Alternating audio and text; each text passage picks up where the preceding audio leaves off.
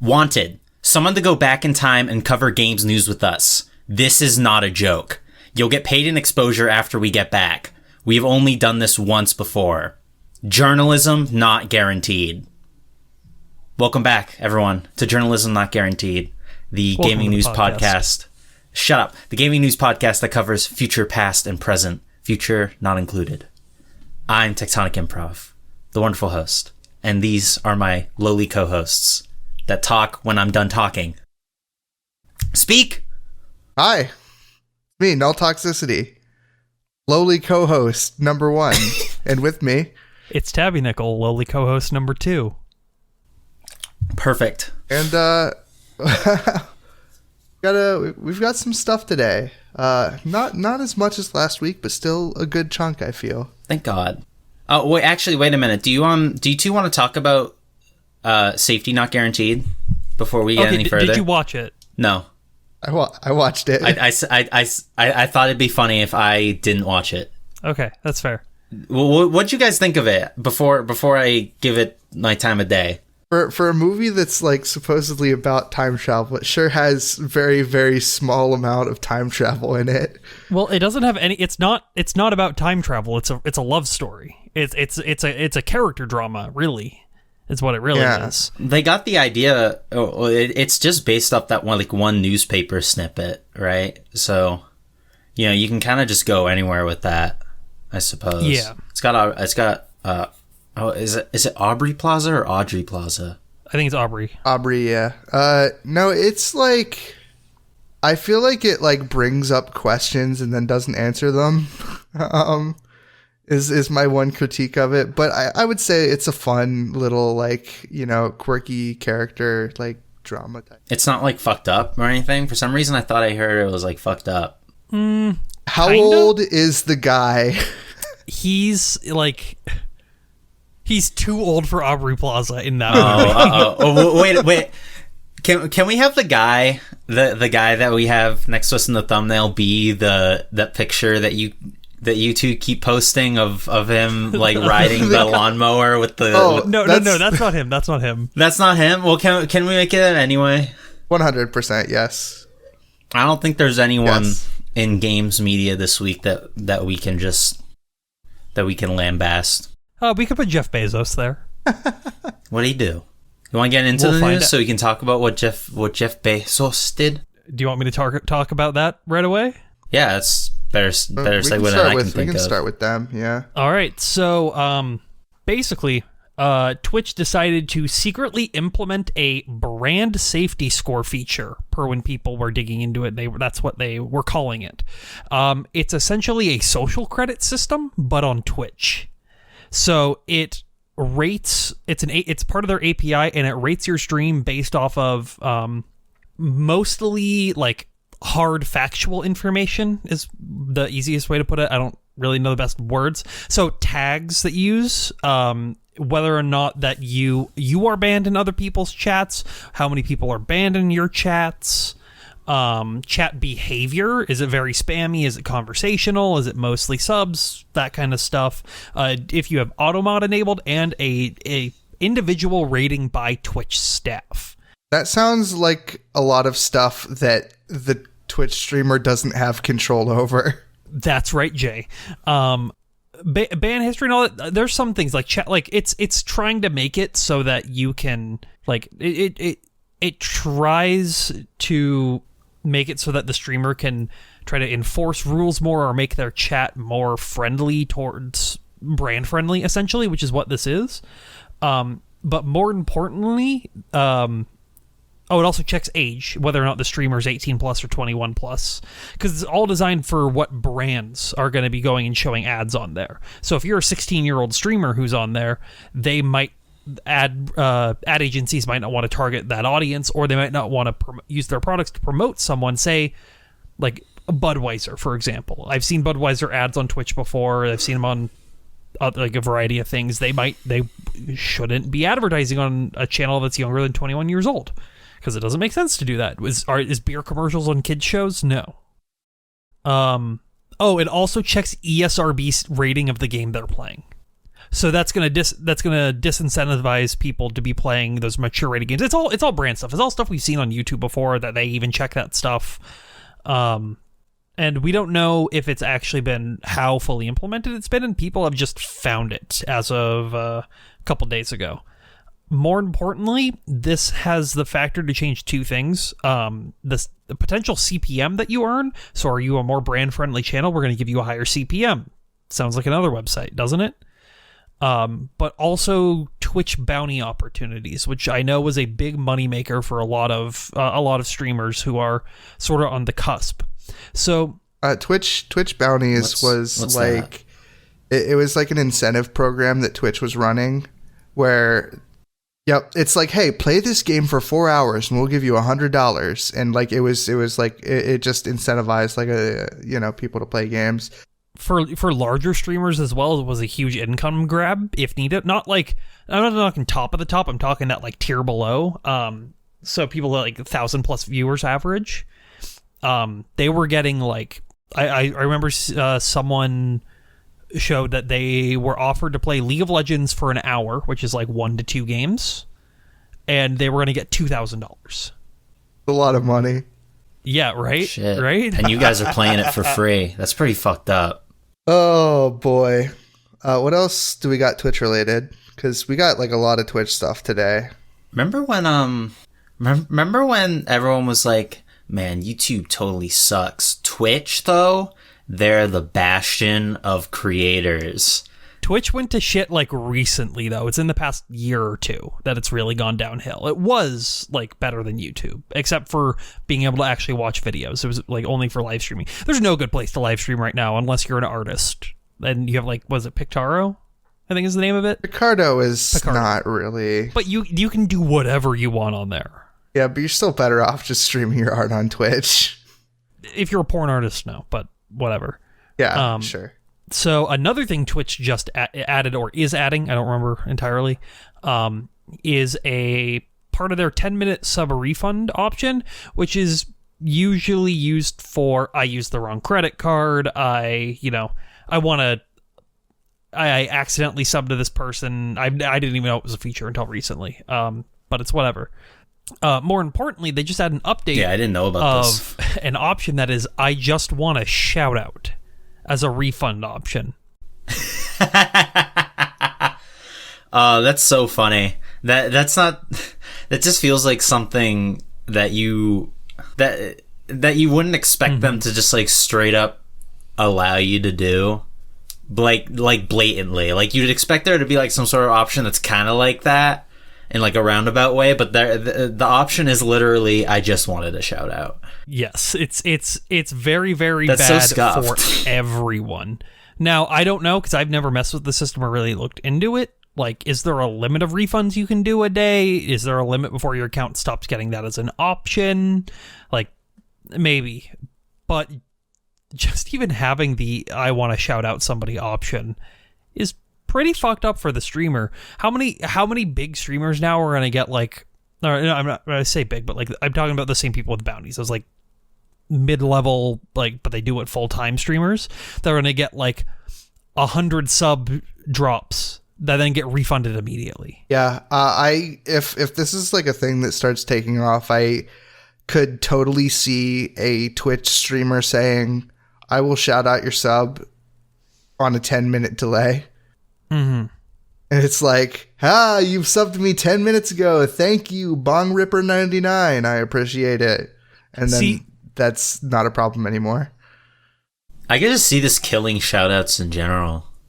And shoutouts are already kind of dead. Like most people, I think, just use like they just have a notification pop up. It's very rare that I see people like if thanking individual people for subs. It's mostly donations that have text to speech. I see people like at least like big streamers. Yeah, big streamers for sure. But I definitely see those like medium, but small streamers, absolutely medium to small size streamers. They're still doing the like, you sub, you get to write a message, I'll respond to it type thing, which is the same thing as a shout out, really. But yeah, did you have anything else to say on that? It's just it's kind of fucked. That's really it. I don't have much to say, but hey, Jeff Bezos, if you're listening to this, don't. So we have Jeff Bezos, longtime listener, first time donator. I wish Jeff Bezos would give me money. I take back every if just a crumb, just for a crumb. I would chill. Also, Twitch, some information came out. I think this is the last of the Twitch news. So for the people like snoring because they don't care about it, some information came out recently that less than 15% of Twitch user reports last year led to enforcement actions. It's like reports to admins, like of like, you know, hate speech and stuff like that. And as well as that, only 2% of hateful conduct and harassment reports were acted upon. So they're only like they're only like enforcing like 15%. They're only doing enforcement on 15% of them. And also the like real heinous stuff, like the hate speech and the harassment is even less than 15% being acted on. It's 2%. Well, you know, there's only so much that like that girl that pretends to be a deer can do. No, you gotta cut her some slack. I don't even know what she does for the company. I think that team got dissolved. I don't think that's a thing anymore due to the... That was a while ago. That was like at least over a year ago, right? It's been so long and yet not long at all. I feel like it was summer of last year, like early summer. Really? Yeah. Yeah. Sweet summer 16. So I didn't actually see this at all. That's hilarious.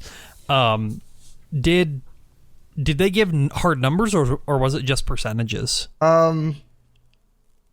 Because I feel like aren't all those cases manually reviewed? And I understand they don't want to put a lot of funds into that portion. And if 15% is like, oh, we reviewed 1 million cases, that's different than 15% being we reviewed about 1,000 cases. So things, there was like graphs and like numbers going around, and it's like there was about 1.1 million reports for like adult nudity, pornography, sexual conduct, and 27,000 of those were, that's not even what I'm talking about here. Yeah, there's numbers here. Okay. The terrorism and terrorist propaganda and recruitment category had so few reports, we aren't comfortable calculating even a ballpark enforcement percentage, but it appeared to be significantly under 500,000. Yeah, there are numbers here, but I don't know if it's going to give me like the numbers we want to hear about, like what this 2% actually means. But I'm sure it is a lot of reports, and I'm sure it's a bitch to sift through. But like also like that's kind of thing that you need to be rooting out of your platform, especially if you want to make it like, you know, a friendly place for people to be able to gather and feel like safe. It's fucking Twitch. They can do it. We were just talking about Jeff Bezos. They're owned by Amazon. They have the means. Yeah. People have been clowning on Twitch and their incompetence for years now. Twitch also has the ability to communicate with RIA to stop enforcing DMCA strikes at such a high level as of recently. Yeah, but why would they do that? Okay, so yeah, here 1.99 million enforcement actions taken from 2020 from warning. 1.99 million out of 13.3 million total reports. So that's how they got the 15% number. Did this come directly from Twitch, or did like some third parties like figure this out? It feels weird to me that Twitch themselves would say like, yeah, we got 15%. Yeah, so they did on the 2nd, they did a transparency report, which was like, this is what we're doing. This is what we're trying to do. This is how we're doing. And obviously I don't know. That's just a low number. Maybe that's high for other websites, you know, who knows? I honestly, I feel like that's high. Like, I feel like YouTube is lower than that. Yeah, but YouTube has like a very hands-off approach to like everything, whereas Twitch is like, yeah, you could say that. Like people expect things out of Twitch. We're long past expecting anything from YouTube. Have you two been seeing those comments on like YouTube videos sometimes where it's just like this weird random name with like a dot at some point, and it's just like time codes a part of the video and then just has like some short link or whatever. Yes, yeah. I keep seeing them pop up in comment sections. I always report them because I know they're spam. But yeah, I get them on my channel sometimes. I don't read YouTube comments. I'm a civilized person. I unfortunately get notifications whenever someone comments on one of my videos, so I do read YouTube comments.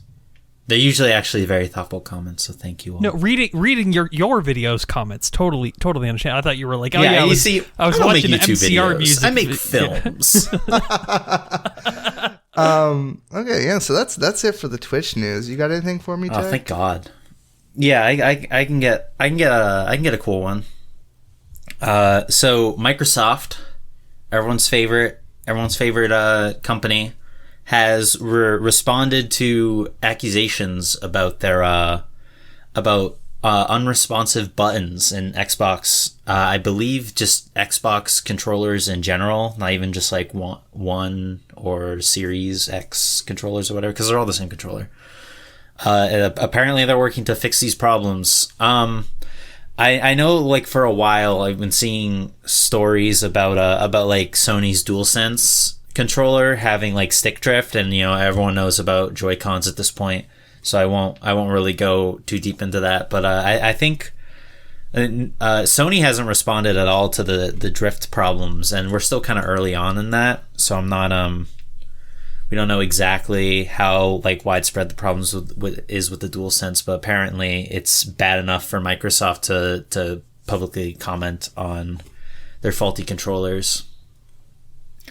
And all right. So here's like the really crazy part, though, is that like this is apparently even affecting their Elite controllers. And in case you don't know, the Elite controller is like the premium of premium controllers. It's almost $200 for one of these things. I never had one because fucking paying like $80 for a controller is like fucking kills me.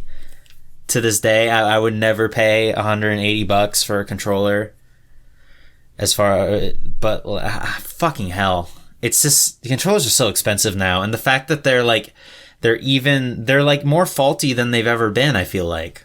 Yeah, I wonder if that like says anything about like the similarity between like these controllers and like just like make quality. Is like how much are you actually like paying for when you're buying like the Primo controller? I can actually talk about that a little bit because I went on a rabbit hole of controller and console repair videos on YouTube the other day. You watching like Spawnwave or something? I don't remember the name of them, but basically every single controller since the Xbox, since 7th gen, uses the same micro switches, or not micro switches, analog like part for their controller. Yeah, like the same manufacturer, right? I heard that too. It's some Korean brand because they're the only one that produces it, and that's what everybody uses. So, that's why they're having faulty issues. No, I don't think the Switch uses it. I think the Switch is a Nintendo like issue. No, I think they do as well. No, because the at least for the Pro controller. Oh, for the Pro controller, yeah, which has also had problems. Yeah, no, I'm sure the Joy-Cons are Nintendo's own proprietary garbage. They don't need to outsource their garbage. I will say, I own an Xbox Elite controller, and I have a DualSense. I also have a Switch. Just as a preface, Christ, what don't you have? A life. And I've owned these all for a while. I've never experienced controller drift. I don't know if I'm just getting lucky with the ones out of the package, but especially for the DualSense controller, which I'm holding in my hand right now. I don't use it every day like some people do, but I use it pretty consistently. Yeah. And I don't get how people are already using controller drift. I swear it's people just fucking something up. It could just be some issue, but I almost don't believe it. If they're acknowledging that their product sounds like victim blaming to me. If they're acknowledging that their product has like faults, like it's very weird to be like, well, like I haven't had any issues. and we had a lot of people like talking like that. I think it's a little early to go in on Sony for this because it has been like what 3 months since the PS5 came out. Yeah, it dropped in November. I feel like faulty controllers is like one of those cases of my Xbox is smoking, bros. Check it out, and it's just some dude who vaped in it. It's like it's been 5 months. I just realized it hasn't been 3 months. It's been 5. We're in March. It released. Oh my god! I think on the 12th. Actually, It's been 5 months, and it's still impossible to buy a PlayStation 5. I was actually trying. Not if you got lucky. I was trying to half-heartedly buy one of those things today while I was at work because Sony or whatever was doing that direct thing. Mm-hmm. Or like you can buy them straight from Sony, and I was like, oh fuck it, I'll throw myself in the queue. And no, die. Pro tip for people trying to buy PlayStation 5s. Don't right now, honestly. It's not worth it. There's not enough game unless you really want to play like Demon Souls or like Miles Morales at 60 FPS and all that. Just play PS3. You want to play Demon Souls? Just PS3. Get a PS3. Emulate it. No, but Walmart is where I got mine from, and I didn't do this, but I've heard other people have had success with going to the product listing and adding it to a like saved for later option. Didn't you talk about this last episode? Did I talk about this last episode? Then whatever. Yeah, you definitely did. How many times do you think we can trick Tabby into telling the viewers how to get a PS5? At least once an episode. Okay. Yeah. No, that's definitely something you talked about. Yeah. Listen, PS5, I get a 10% discount at all Walmart stores. So if I ever buy it, I'm going to get like $50 off that shit. All it costs was your soul. Whatever. I didn't even have one of those anyway. Oh yeah, that would be. Thank you for your service, Noel. Yes. Godspeed, you Black Emperor. Yeah, I'm gonna go ahead and move on. I'm gonna say a thing, and then let Tabby say a thing. There was a Eternal, the Ancient Gods Part 2 trailer that came out. It came out sometime this week. I don't know exactly when it was, but it's the story expansion that came out that was Doom Eternal, the Ancient Gods. Yeah. Yeah, part 2 coming out. It's going to be released on the 15th. And it looks interesting. I don't really have anything to say about Doom. Have you guys played any of the Doom DLC? Boy, I wish I cared about Doom Eternal. Yeah, has any of us even played Doom Eternal? I haven't. I haven't even played 2016. Yeah, I haven't. Oh no, the teaser trailer is releasing on the 15th. Yeah, that's what it is. My notes are a scramble in here. Yeah, no, the teaser trailer is coming out on 15. Be excited for it. They gave us a little teaser picture. It looks a lot like Warhammer 40k art. I'm gonna post it so you guys can see it. Boop, there it is. It looks a lot like Warhammer 40k art. Yeah, yes, it does. But so I've played about 50-60% of Doom Eternal. I dropped it because I really don't like that game. It's just not fun. Yeah, my friend Nate really didn't like it either. Yeah, it's crazy how many like polarizing opinions I've heard about Doom Eternal, because it really seems to be one of those love or hate games. It's very interesting coming from Doom 2016, which was pretty much universally praised as like the good FPS. But the complaints I've heard about Doom Eternal like have been like stuff that I really want to just like discredit and like not care about. Like people complaining about the one like monster and stuff like that when it came out. That's not really a complaint that people have anymore. I mean, I'm sure they don't have it anymore because a bunch of people made very good videos about how it's not really a big deal. But yeah. The Marauder fights were fun, actually. It's more of an issue in the DLC, the first DLC, from what I've heard, when they add some like new power up enemy that is also like invincible, and you have to like kill the thing it's powering up, and there's one that powers up like 4 Marauders. But my issue is I liked Doom 2016 and the almost like the design philosophy behind the game was make a sequel to Doom 2016. Don't make Doom 2016 2. Because it is while it has similarities, obviously, it's Doom, its core gameplay loop is similar. The change in how ammo works and the pace of the levels is very, very different comparatively. Got to get American McGee in here. And that's why I dropped off. You think American McGee's available? Like, can we... What was up with that level, man? Could have had a shotgun.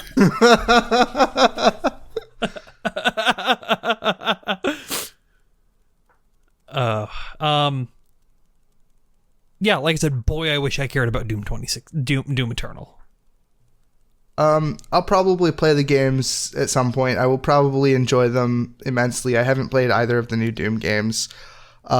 But they look really cool to me. They look like they have interesting movement, which always, like, I'm really about interesting movement. I really like movement in video games. Yeah, you like to schmoof. I like to schmoof, and I hope this trailer is good. I hope people who are excited for it have their wishes fulfilled. What do you got, Tabby? Let me think. Yes. Some of y'all are too horny. Not in this call. However, a lot of you are too horny for an average video game. Genshin Impact hit $874 million spent in game since launch. It launched summer last year?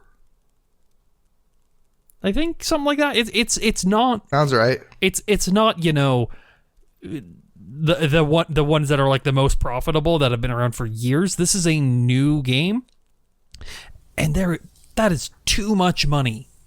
That is too much money that has gone to it. No such thing as too much money for Venti. For Venti, I'm just kidding. Shoutouts to Mona. Yeah. So looking at this article from SensorTower.com. It is behind Honor of Kings, which is it's a MOBA. It's big in China. And PUBG Mobile. Didn't even know people played that besides PUBG Mobile's made $1.1 billion. What do you even buy in PUBG? Skins. Yeah, you buy skins. That's pretty much it. Right. Yeah, it's insane. Like, I mean, that's what you get when you make a half decent game and add gacha mechanics to it, I guess. Yeah, I mean, imagine a really good game with gacha mechanics, though. Like, yeah, isn't that Xenoblade 2? Yeah, but imagine it's like not baked into the gameplay, and you actually have to pay for the gacha mechanics. So yeah, that's evil. I don't want to imagine that. I think I said this last week that I don't like Breath of the Wild and those types of games, and Genshin is very much based off of that gameplay formula. Yeah, it's a Breath of the Wild like. Yep. Just like King of Fighters is a Street Fighter 2 like. I just think that like it is really like it's like a high time we like really address what like gambling means in video games and like how much of it we're like willing to accept and like, you know, be fine with, you know, because it's baked into so much stuff, and it is really good right now to be like an indie lover because you can just kind of ignore it just completely. Indie Lover 06. All caps. Favorite movie, indie game, the movie. Yes, very good. That's our one for the episode. Yeah, no, I mean my roommate Ephraim, he spends like $20 a paycheck on that game, probably on Wait, what?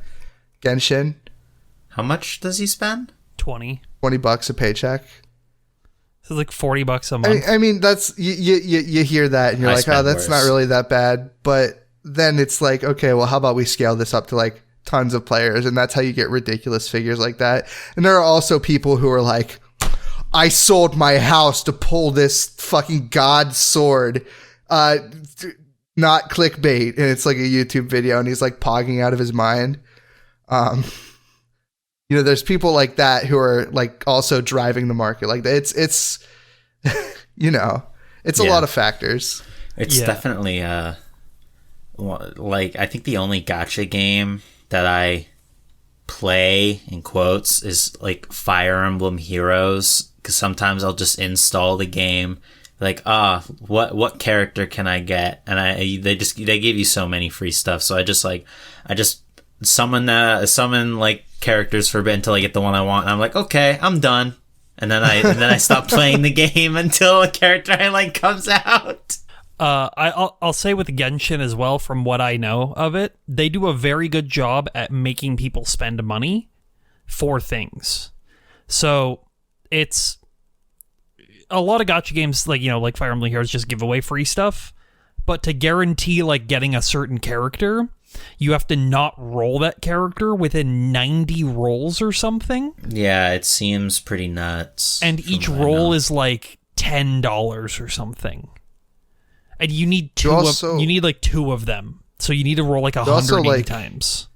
Not only do you need to roll for the character you want, but you need to like roll for the weapon for your character that you want. So it's ridiculous. It's pretty egregious. But that's, you want to know what else? Genshin. You want to know what else is egregious? What? The FIFA 21 black market. Okay, talk about this. I'm very interested. This is interesting me. So I didn't know this was a thing until I saw this on Reddit earlier today or yesterday. So for those of you who don't know, FIFA has this really shitty gambling system called the Ultimate Team, which is basically you pick your favorite players and play with them, but it's all through gacha mechanics. And every sports game has this, and it's all really predatory, and it's bad. It shouldn't be in the game, and they go through so many legal loopholes to have them not called loot boxes and have it not be gambling. Remember the NBA game that had literal slot machines? Yeah, surprise mechanics. Surprise mechanics. So we laugh, but we're in hell. We are in hell. So EA Sports, their account, or the FIFA account, put out a statement saying we're looking into allegations regarding the FIFA 21 Ultimate Team items, and apparently what was happening is employees from EA who had access to just generate the cards into players' accounts were taking black market payments for these like high value characters. So yo, you got the gold Beckham, dude? I'll give you 20K for a gold Pele. you joke, but this is so Foot Arcade, I think is, I'm gonna assume it's football. Yes.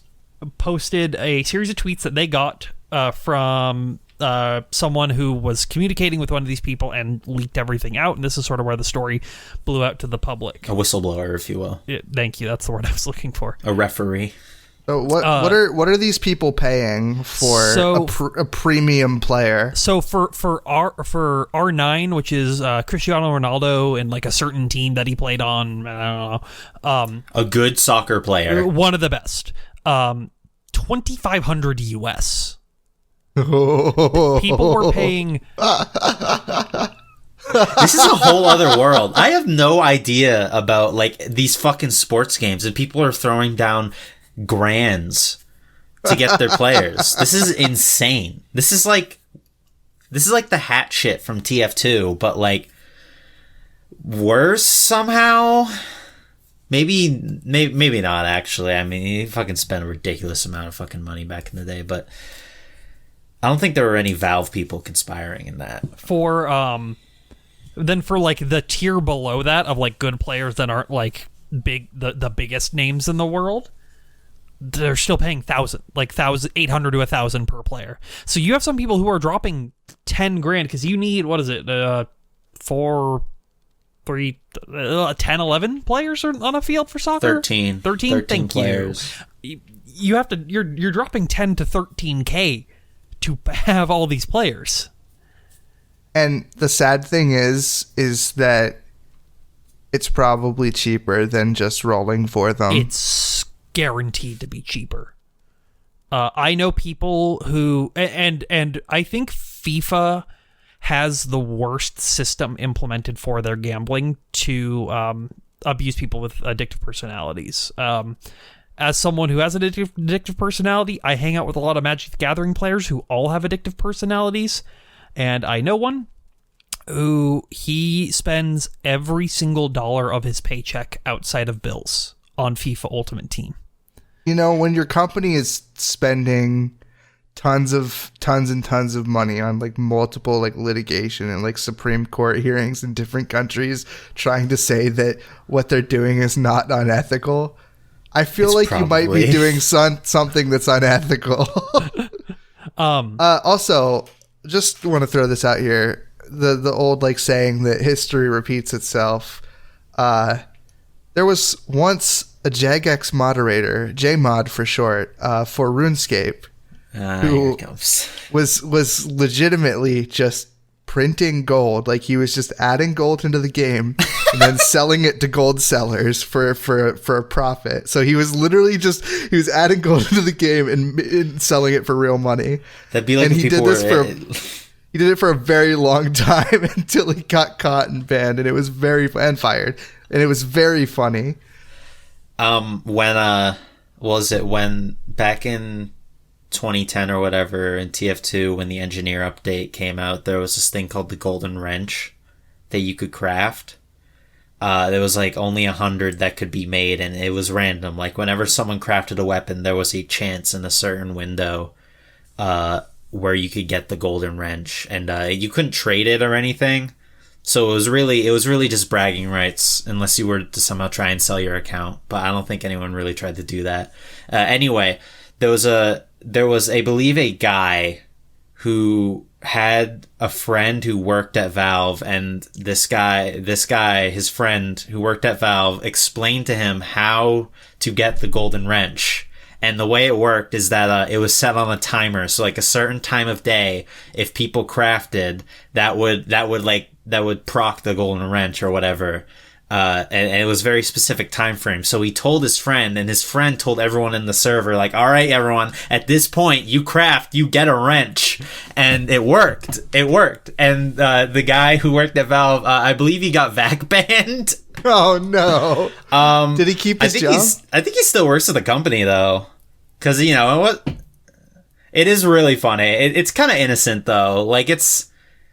Because you couldn't sell it or anything, so it's like, whatever. It's not as bad as, like... It's kind of a flex to be, like, a Valve employee, but also be VAC banned, though. Yeah, it is. I think his name was, like, Drunken Fool or something. He used to post on Face Punch. Jeremy, you don't get the company bonus this year? Why? You are VAC banned. You were VAC banned. We usually don't have to enforce this because I don't think any Valve employee before you's gotten VAC banned, but that's what you get for releasing the secret of the wrench. So you will not be going with Gaben to Hawaii, and you will not get any more Big Pink cookies. Is that very good? Is that all we have to say about the FIFA black market? Hey FIFA, stop fucking doing this. Thank you. I feel like FIFA would stop doing this if there were actual other soccer games. Remember when Sega had a soccer game series and like Konami? So there was actually Pro Evolution Soccer, which was still pretty popular. Yeah. However, apparently FIFA, the EA Sports bought the rights to some of those premier teams from them like a year ago or so. So that game's just dead. Yeah, it's rough. Shit sucks, man. You got tech. Yeah, all right. I'm gonna go through a couple of these because they're not very like big stories. But all right. So I believe it was the president of Nintendo, Shuntaro Furukawa. I had to like check his name again because this guy is like a ghost. Like Iwata or whatever is like very hands on with like the fans and stuff. But this guy seems really I don't know. But whatever. Anyway, he says that the Switch is about like halfway through its lifespan, or whatever. I can't believe none of us brought this up last week when I'm talking about old news. But the Switch released 4 years ago last week in 2017. So oops. Yeah, it's whatever. Save it for next year. Yeah, it'll be for next year. So yeah, 4 years for halfway through a life cycle. It's about like 8 years. That seems to be about the average for game consoles these days. It used to be pretty a lot shorter, like maybe like 5 or 6 years if you were lucky. But like 7th gen went on for fucking ever, and 8th gen some people are not willing to let go of. So 8 years, it seems about in line. It kind of feeds into the whole like Switch Pro rumors and stuff, because I feel like halfway through the console's lifespan, it's probably time we get a new revision of this thing. Hopefully it's got a little more juice. Who knows? But that'll be cool. All right. I'm gonna talk about this Ninja Turtle news instead of some of the other things, because all right. So Tribute, they are developers, or ex Ubisoft developers. They made they were the devs who worked on the Scott Pilgrim game, which is something I just found out about recently. Because what I knew these guys for was this game called Wizorb. And Wizorb was like this game that released. Why did you bring up dark memories from my past with saying Wizorb? Oh, did you play this? Yes, I did. So yeah. Wizorb was this. It was like released in like 2011 or something. It's an Arkanoid clone, but you play with like slight, and I mean very slight, RPG elements, where you're rebuilding a town and going through dungeons that are basically just Arkanoid levels. It was actually a pretty fun game. I liked it a lot. Maybe I'll make a video on it one day. But yeah, they also made that. They made Panzer Paladin, Mercenary Kings. I think they're basically pretty well known for like really good sprite art and 5 out of 10 games. Yeah, that's what I heard Panzer Paladin was like okay, but I do really like Wizorb. I think it's at least like a 7. But yeah, they're working on a Ninja Turtles game. It's called Shredder's Revenge. I watched the reveal trailer this morning in preparation for this podcast. It's mostly just like an animated intro thing that you would probably play at like the beginning, like intro of the game when you turn it on. But there's some snippets of gameplay. It looks pretty good. It's little. The pixel art looks really nice. Yeah, these guys do pixel art like really good. So it's no wonder this looks nice. It pretty much looks like Turtles in Time. Can I call this a love letter to the TMNT arcade game? Is that what it says in the article? No, but it really looks like I'm looking at the gameplay and I'm like, man, I remember the arcade at Chuck E. Cheese with my cousin Johnny. So the thing is with Ninja Turtles is like or at least like Turtles in Time or whatever, people really like that game, and I know I don't really have a lot of nostalgia for it because I barely even fucking played that game. Ninja Turtles in general, at least like the 80s ones, is like before my time. I liked the 2003 show a lot actually, though.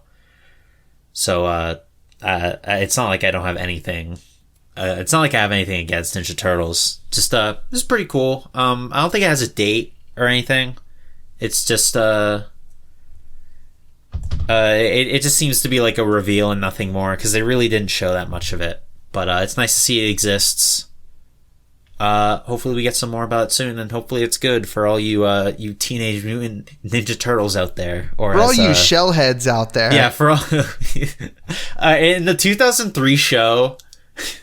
They would do this thing where they would replace like slang or like swears with turtle words.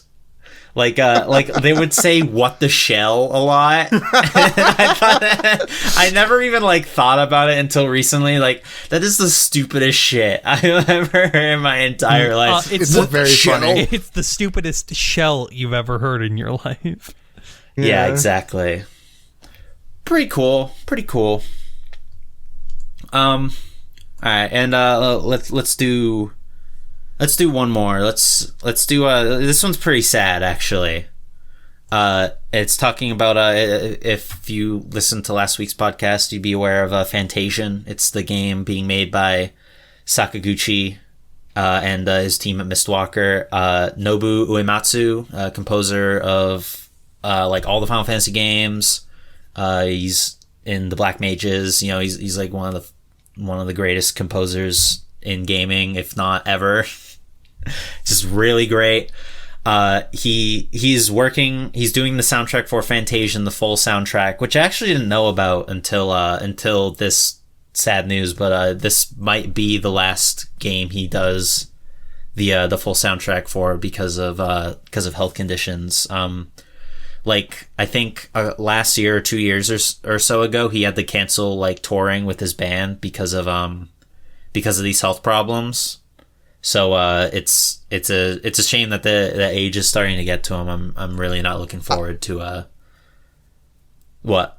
I would just like to mention that like VGC, like I feel like the way they wrote this headline is like very like tactless. I didn't even read this. Like fuck Nobuo Uematsu, the veteran of Final Fantasy composer, often referred to as the Beethoven of game music, could have scored his final soundtrack. And I'm like, yeah, it's really sensational. I don't like that. It's very journalist. Yeah, that's very. It feels like I'm reading this in like The Sun or some shit. Like, I don't know. Well, that's why I sourced Save You a Click instead of Video Game Chronicles. Yeah, Save You a Click. Yeah, this is sad. No, that's definitely sad. It is sad. If this is what Uematsu goes out on, though, I think that's fine. Yeah, I mean, you know, it's not like his last game was Terra Battle. Yeah, or like, you know, it's not like he's pretty, not to sound like rude or anything, but you know, he's pretty old, so yeah, it's not like he's being, you know, taken away at like 40 or something. He's done plenty.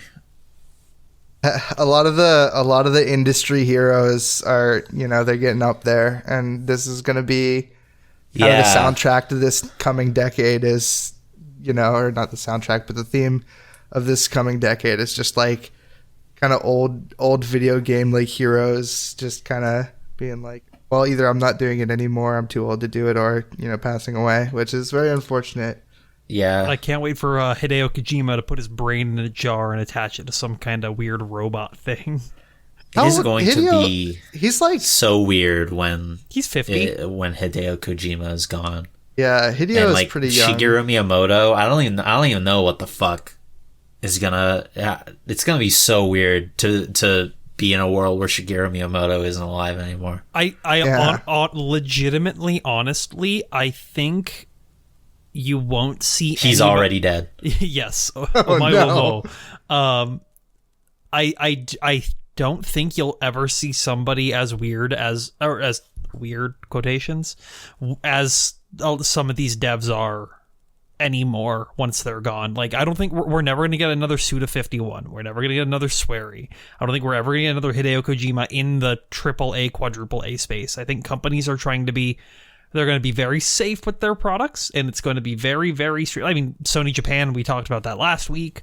They made fantastic games. Was that last week? Or was that a couple weeks ago? No, I don't think we even talked about Sony Japan. Oh. Did we?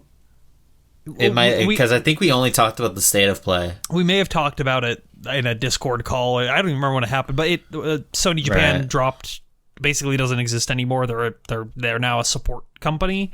Fuck you. Fuck you, Gravity Rush fan. Me. Gravity Rush.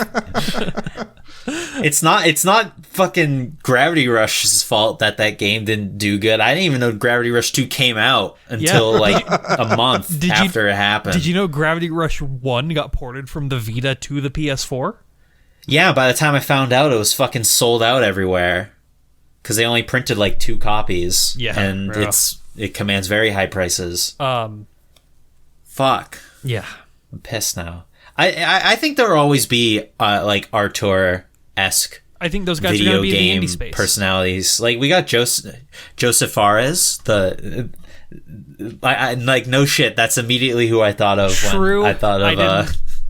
It's like newer blood. Even though he's not like that new. He's fuck the Oscars. Fuck the Oscars. It's like that guy's so sick. But he's definitely not like AAA. No. You're right. Here's the thing, though, is like, I could definitely see, like, you know, some AA auteurs coming in, and then those companies getting bought by AAA studios. Yeah, how old is Yoko Taro? He's 43, 44? Plenty of time. Yeah, he's but there's going to be a time within our lifetime that we're going to see every, like, zany creator and really the Japanese game industry leave, whether it's due to them not wanting to do it anymore, health concerns, whatever. And then like I said, I don't think we're gonna get weird games. AA doesn't exist anymore. Really, it's starting to come back a bit. I think that, like, certain teams are starting to be like, maybe we don't need to spend $1 gazillion on video games. Yeah. Regardless, I'd like to move on to some more uplifting news after that. Yeah, sorry to talk about, like, dead video game developers for, like, 10 minutes. Yes, League of Legends, Wild Rift, Fuck. Open Beta, March 29th. Let's go. This is supposed to be uplifting. This makes me even more sad. What is Wild Rift? Wild Rift is League of Legends, but on your phone. Oh, God. Wait, so this isn't actually League of Legends. This is just a MOBA on your phone. Oh, no, it is just League of Legends on your... What the fuck is this trailer? Oh, wait, she has, like, a like, ancient phone? So it is balanced. Jinx? It's balanced differently than League is going to be on PC, as far as I'm aware. And yeah, there's it's going to balanced be for tiny phone hands. Yeah. This sucks. Fuck you people. I'm gonna try it, but you know, I don't have high expectations for it. I just think it's really funny. Is Jinx like the mascot of this? Jinx is a very popular character. Jinx is the mascot of League of Legends. Yeah, wait, of like all of League of Legends? I thought that was like Nasus or something. Maybe back in 2011, but here in 2021. For people who don't know, Nasus is the only character that Tech knows about. Wait, no. no, I know about Urgot. I know about Urgot too. But yeah. I do bring up Nasus a lot. Just characters your top laner complains about. I see. Oh, Urgot to be kidding me. Yes, there it is. Urgot to be kidding me. What else do I have here? Dynasty Warriors. They're releasing a movie, a live action film. I watched the trailer for this. It's coming out on April 30th. It looks really cool. It's got like fucking like the actual like Dynasty Warriors, like they swing their blade around and people fly up in the air. It's very actiony and pulpy. I think it looks really cool. It's not going to be released in English, or at least we have no word on whether it will be. Is it one of those like Chinese or I guess Hong Kong movies that where they cast American actors? No. Okay. Yeah, I don't even know if this is like a Hong Kong movie. I just know it's only releasing in mainland China for now. I see. Well, I think mainland China cares more about the Romance of the Three Kingdoms than the U.S. Listen, just a thought. if this movie is what makes me care about Romance of the Three Kingdoms, I will get into Romance of the Three Kingdoms. In that case, then you can play the PS2 games. I was going to say, do I have 14 games for you to play? No, it looks really cool. Check out the trailer sometime. Daniel Ahmad tweeted about it relatively recently. If not, you can just Google Dynasty Warriors movie trailer, and I'm sure you'll. Very nice, very nice. Got Tabby. Yeah, let's throw it over to Tabby. I'll go over the fighting game news of the week. It's pretty quick. SSJ4 Gogeta got a trailer and has released. Question: what does the J stand for? I never watched GT. No. Do you wanna answer it? I just want to mention anytime somebody says SSJ, I think SJW. I just think SJW4 SJW4 Gogeta. He'll call you out on his on your microaggressions. That's how deep he is. I don't know what SSJ is. SSJ, it's not a GT thing. It's just it's just a Dragon Ball Z thing in general. I think it's like a Japanese thing where like the way they spell Saiyan over there, it just makes sense to call it SSJ and then the number. I'm sure someone who actually knows like way more about Dragon Ball could answer it, but I remember reading, because I remember having the same questions like, why is there a J there? And I remember looking it up, but this is a long time ago. Gotcha. I'll talk to some nerd. However, I watched the gameplay trailer for SSJ4 Gogeta, and he looks You can just cool. call him Super Saiyan 4. You don't have to say SSJ. He's interesting. As a very minor DBFZ player, he's got some interesting things. He has a level mechanic like Adult Gohan that allows him to do a one-hit KO super. It's interesting. I'm worried about offline events when he comes back, though. Whether if they'll exist, because pandemic. But more importantly, he can do some weird things with some system mechanics that might be too good. Because he has an ability that his level ability also gives him Dragon Balls, if I understand how it works correctly. And I got your Dragon Balls right here. if you acquire all the Dragon Balls in DBFZ, you actually get some huge power-ups in the game itself. The two most commonly used ones are... the most commonly used one is Revive a Dead Character. So it lets you bring back a character your opponent has killed, What? which is... Yes. You can do that? Yes. That's fucking sick. I mean, it has to be, all those... It has to be... A Dragon Ball is earned by doing a X-hit combo. So it's like... so it's like win more. It's like win more, but it happened in EVO Grand Finals, actually. It's pretty cool. In the Goichi Sonic Fuck match. I think it was there, and Goichi brought a character back. But there's some potential worry, but we only have bad net play right now, so who knows? What all right, hey, before you move on from DBFC, what Dragon Ball characters do you all want in fighters? Because they're doing another pass, right? Maybe, we don't know. Oh, we don't know. Okay. There was a small thing that they did where they showed off this trailer. I think they said the game's not finished, but I don't think they confirmed anything. People are actually more thinking about a potential DBFZ 2 to be released. Yeah, they have a shit ton of characters in this game now. There's a lot of characters, and a lot of people nowadays, due to the efforts of a lot of community members and with Arc System Works on Guilty Gear Strive, that they are only going to be buying games with rollback netcode, which I think is the correct thing to do in the fighting game sphere right now. I'm sure this will work. Because it's the only way to play games online. Delay-based netcode sucks. I'm a Guilty Gear Rev 2 player, and I understand that. But, yeah, it's just not good. I want Oob to be released. Oob would be pretty cool. Oob would be Gop, that's Pog backwards. The character I want is Future Trunks, because I want more Trunks on my team. Oh, wait, is Future Trunks not in? It's just regular. It's Cell Saga Trunks, or not even Cell Saga Trunks. It's Android Saga Trunks.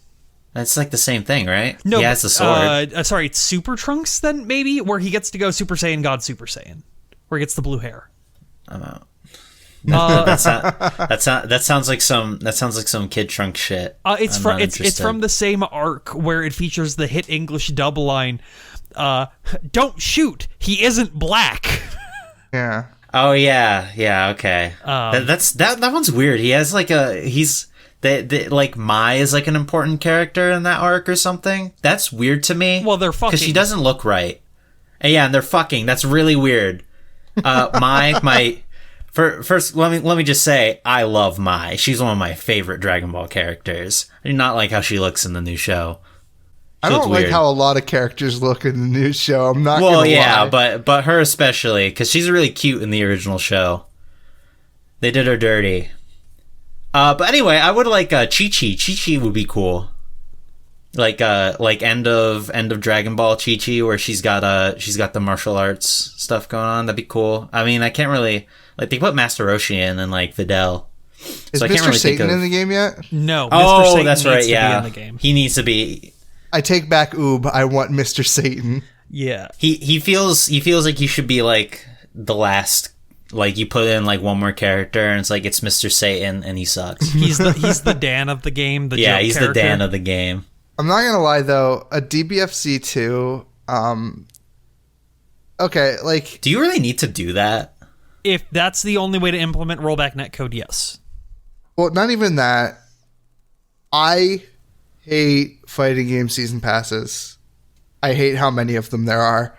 I Yeah, hate they that if keep- you're just keep coming into a going. game late, you have to buy like $100 worth of stuff. And if they can condense that into a new DBFZ game with rollback, you know, maybe it'll That'd be be got. easier for new players to get into the game, you know? Yeah, and I think that's the smart thing to do. Also, it's easier to pitch the amount of dev time it's going to take to implement something like rollback netcode because it's not an easy feat, but into a new game to your investors versus, oh, we're going to spend 9 months to develop rollback netcode into this old game that's on sale for $10 right now. In the age of digital purchasing, there's just no like PFZ Platinum Edition with all the DLC. You know, that just Could doesn't just really lower exist. the price of Which- the base game. Which is weird because other fighting games do that. Like, Yeah, Marvel was doing that. I mean, like Grand Blue, Grand Blue. How much does that game cost if you want every character right now, Tabby? so Off the top of your head. This is where Tabby blames Cygames. No, I blame Arxis for this. Because they do it with their new games. That it's but other companies are doing. Do I need to include stages? Just off the top of your head, give me a number. It's 50, 110, 123. I think is the number. 123, 127. Oh my god! If you want to play, if you're a new player and you want to play Grand Blue Fantasy in the year of our Lord 2021, you pay $124. Hey, do you want to see my clown shoes? I own 2 copies of that game. Why? I paid $60 for both. Why? So the JP PS4 release came out almost like a month and a half early. And Oh we all wanted to god, play. you didn't. Yeah, so I bought the JP PS4 release. I paid $100 for it in the first season pass. And then I also bought it on PC because that's where I was going to primarily net play. I used my That's insane. I was bringing my PS4 to locals to use to play. So it's like it's a worthwhile investment for me. I just like to let it be known that every like problem you have with gaming, like Tabby is the direct cause of it. Yeah, she buys into everything. How much did you pay for Mighty Number 9? I paid $250 into that Kickstarter. $250 fucking dollars. I'm so glad I didn't have a job when that Kickstarter came out. Sucks that I had a job that I hated. I wouldn't have thrown down $250, but shit. I love Mega Man, okay? Me too. Instead, play like 30XX. I've heard that game's great. Just play like one of the old Mega Man games. There's like 80 of them. Play Mega Got Man some Maker. like Warhammer stuff. Tabby? One more thing on the fighting game front, just to talk about. Okay. Them's Fighting Herds added a replay function into their game. Them's Fighting Herds is a great game if you can get over the horse aesthetic. Also, the very limited roster is a downside. But I'm pretty sure it's the only fighting game replay system to have a rewind function in it. There's an alpaca too. There's an alpaca, and they're adding a goat to the game. He's like a pirate. It's pretty cool. I'll actually probably try it again when he comes out. That's the game that that's the My Little Pony game that got cease and desisted, right? And then Lauren Faust like made new character designs for them. Yes. Yep. That's really cool of her to do that. It's a very cool, like, it's the whole history of the game, like them trying to make this and then fuck Mike Z, but Lab Zero giving them the Skullgirls engine to use to make their game. Yeah. The whole Lauren Faust thing after the C&D. It's like a wonder story almost. It's really nice that Lauren Faust was able to enable GGPO on that game. Yes, thank you, Lauren Faust, for making GGPO netcode. Thank you, Base God. Is that the next headcanon? Mike Z didn't help with GGPO. It was Lauren. It was Faust. all Lauren Faust. It's Lauren Faust all the way down. Thanks, Lauren. Very thanks. cool. And I'll just briefly touch on this Warhammer thing, because that's really all I have to say about them fighting herds. The new issue of White Dwarf, which goes on pre-order tomorrow as of recording, so a couple days ago when this releases, is going to have I think it's 12 free Warhammer games that I'm assuming are Steam codes. And it's not just like small games. It's Vermintide 2, Space Marine, Dawn of War, Total War Warhammer, Bad Game, Talisman, which I like, but it's kind of like mid. Game I didn't play, game I haven't heard too much about. What about Blood Bowl? Is Blood Bowl on there? Blood Bowl is... So. Listen, Blood Bowl is not a good video game. Blood Bowl 2. Blood Bowl's a great tabletop game. It's not a good... Look, I don't know shit about Warhammer games, alright? I bought Blood Bowl for like $3, and I was still disappointed with it. Yeah, so it is Steam codes, reading this article again. That's nice. The White Dwarf issues are pretty cheap. I think they're $9, $9 or $12, something like that. So it's basically a humble bundle, but you get a cool magazine with some cool miniatures, and maybe buy some of their plastic, or don't. Go buy third-party resellers. Fuck Games Workshop. Yeah, no, it's good if you want to pad your Steam library even more. I think if you're interested in Total War Warhammer, this is another good sale for it, and it also comes with Vermintide 2, which is a good game. Yeah, okay, but what about cool. Blood Bowl? Doesn't have Blood Bowl. I wish. I wish Blood Bowl was like. Wish Blood Bowl played like a Madden game. Is it actually like football with Warhammer characters? It's rugby.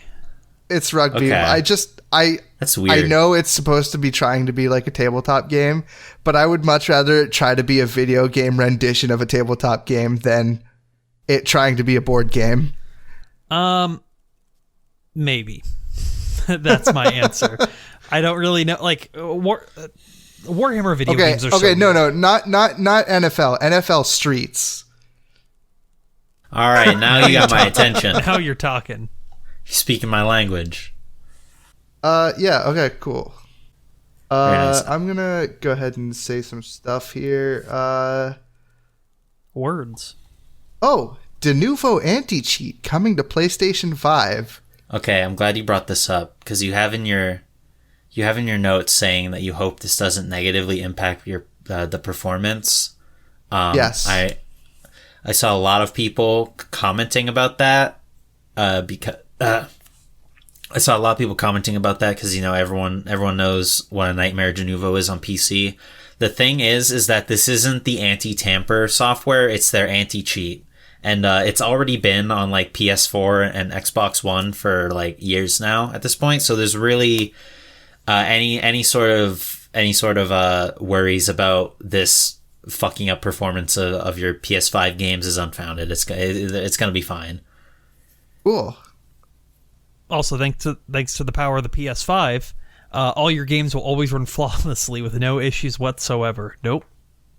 No, not whatsoever. Not Miles Morales not launching on like half of PlayStation 5s apparently.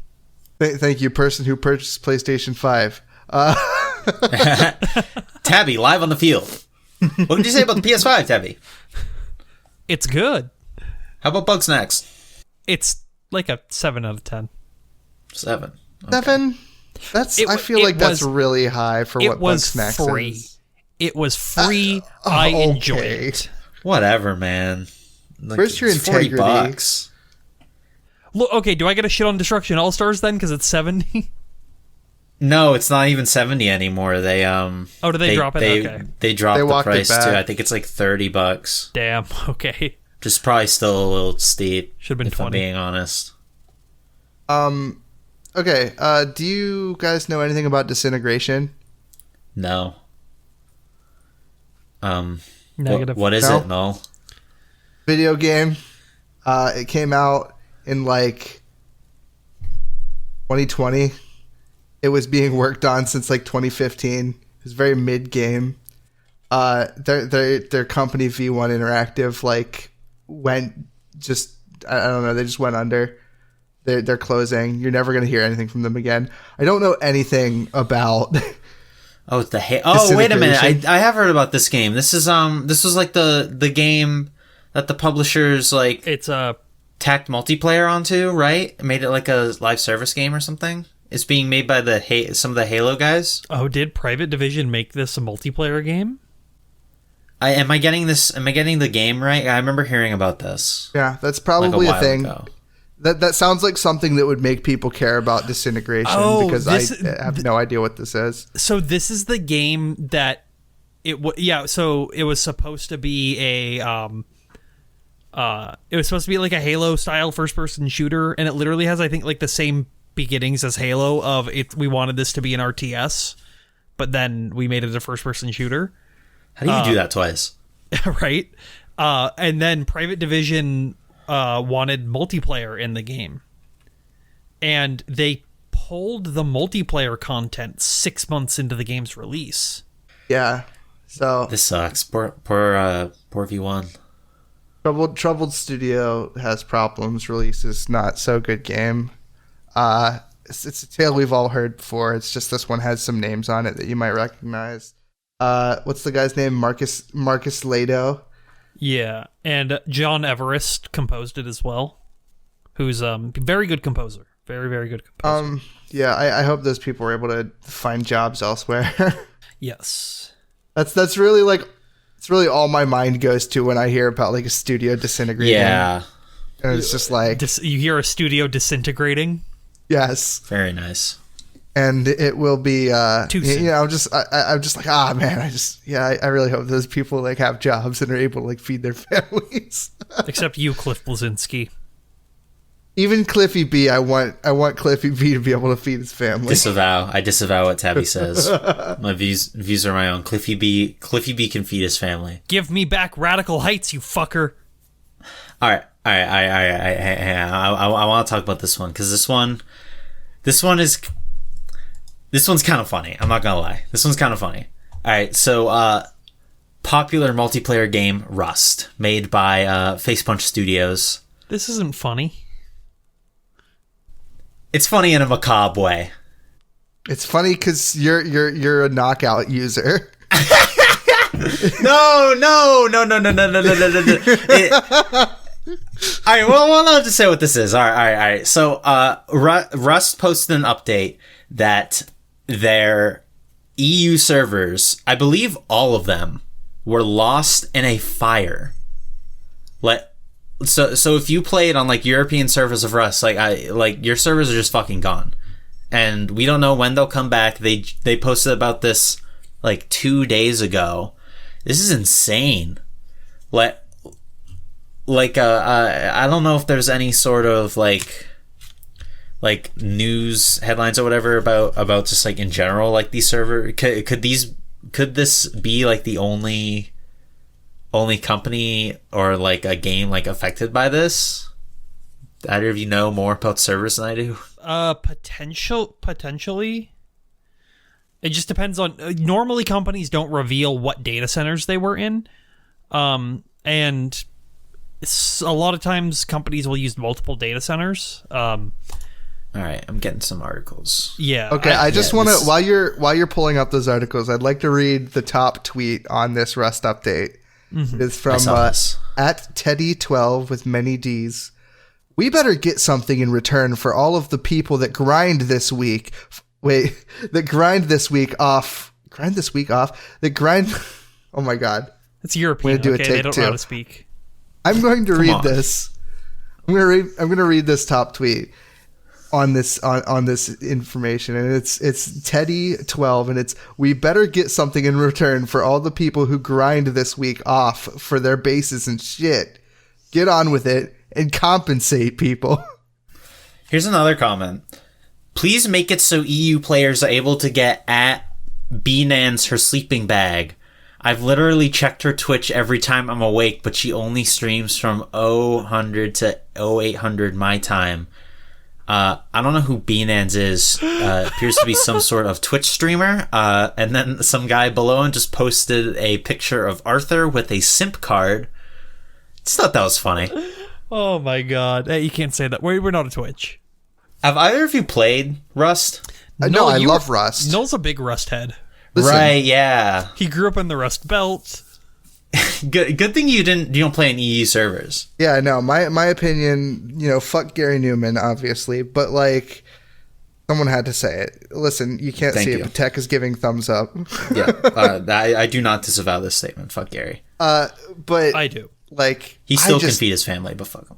Yes, feed your family, Gary, but also fuck you. I love Rust so much because, like, that game is just so, like, the human interaction you get in that game is so great. But yeah, it sucks that this happened, but also, like, for the players, for those who don't know, Rust is like a weekly like base building, like, survival game where, like, the servers wipe every week pretty much. So, like, players aren't losing. This isn't like Ark Survival Evolved where you're losing like hundreds of hours worth of stuff.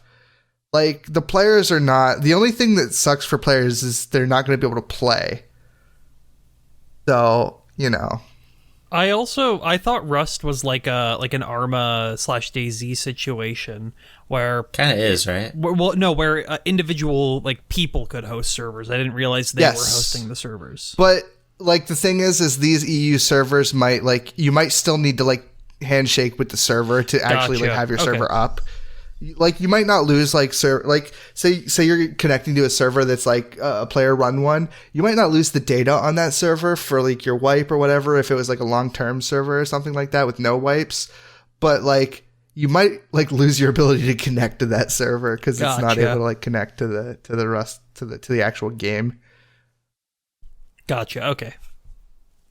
But yeah, that's interesting. Also, I'd like to thank everybody to coming to our first our inauguration of the Twitter in the Wild segment of journalism. Yeah, not Legend of Zelda Twitter of the Wild. I can't wait for one of the next posts. Yeah, it's gonna be an adventure. Strap in and get excited. All right, I'm gonna go through my final news section. It's my biggest one, and Tabby has been waiting specifically for it. So, Polymega creator Playmagy, it's the company. Their business license has been suspended in California. It's supposedly still getting resolved. We're talking to like publications and stuff about how it was like a minor setback done by like their business license just wasn't renewed by like some fee or whatever due to a bad credit card that they just had on file that they never changed. That's what they say, at least. I was watching this video. I forget his name exactly. I'll have it in the show notes. But it was like this guy who seemed pretty knowledgeable about this sort of stuff, and the way he was describing it made it seem like the way for them to have their business license revoked this way is not easy to do. So like you renew like your business license in California at least like every like 2 years or so. And they were due to renew it in like early 2020, I believe, and they just never did. So this is like a year in the making, and it took the state a year to revoke their license, and so now they're finally seeing the consequences of this. So the Polymega is a thing that's been talked about quite a bit in like retro gaming circles. I totally missed it. Yeah, it's kind of weird. What it is like it's a box that you play. You know, like the analog consoles, like the Super NT and like the Mega SG and stuff, where it's FPGA hardware that you use real cartridges with. So it emulates at like the hardware level. It's really accurate. The Polymega was sort of. At least the way it was originally built, it was supposed to be sort of like that, but for multiple systems in like one. So like you had like the base system that could play like several like cartridge games. Like I think Super Nintendo and Genesis and other stuff were attached to it, and I believe TurboGrafx as well. The appeal of it was not only could it play like those cartridge games, it could also play disc-based games like PlayStation and like the most I think the most like wanted one was it could play Sega Saturn games. And early what about on, the TurboGrafx CD? I think you could even do that. Like that's the thing. It was supposed to be like an all-in-one, like a hardware box or whatever. And early on, they were saying that they were using FPGA hardware, but one of the first big dramas with this thing was that it came out eventually like no, actually we're emulating.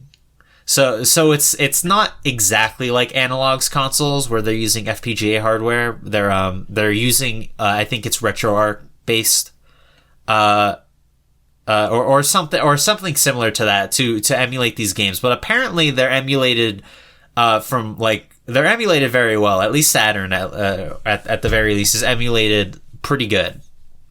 For people who don't know, like me, Null Toxicity, who does not know, what does FPGA stand for? What does it mean? I was just about to do that for you. So, it's programmable gate array is what the full thing stands for. What you need to know is it's essentially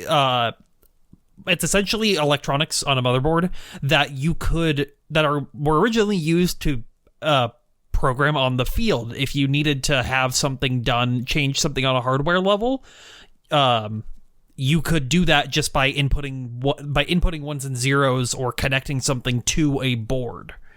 However, what its best use for is, and I believe this is right, correct me if I'm wrong, Internet, is that it's very compatible with a variety of different processor and APUs, CPUs. It's versatile. That kind of stuff. Yes. You can use it for a lot of shit. So, and that's with Analog and how they do their hardware level emulation is because they're using Super Nintendo chips and other components on their board, connected to their FPGA board. That's why it is not just an emulation box, something like this or those really shitty Hyperkins. It's a notch higher. I have a Super NT. It's very nice. So one, funny joke. How is this related to NFTs? Don't answer that. Shut up, please, God. You know what I found out recently is Twitter actually doesn't let you mute words on your timeline unless you switch to top tweets. If you have it on latest tweets, it won't let you mute words. I found this out the hard way by muting NFTs, crypto art, pretty much every single fucking thing you could think of, and I still see it on my goddamn timeline. It lets you do it with latest on the mobile app. I have the fucking... No, you don't use the mobile site? I reinstalled it. Yay!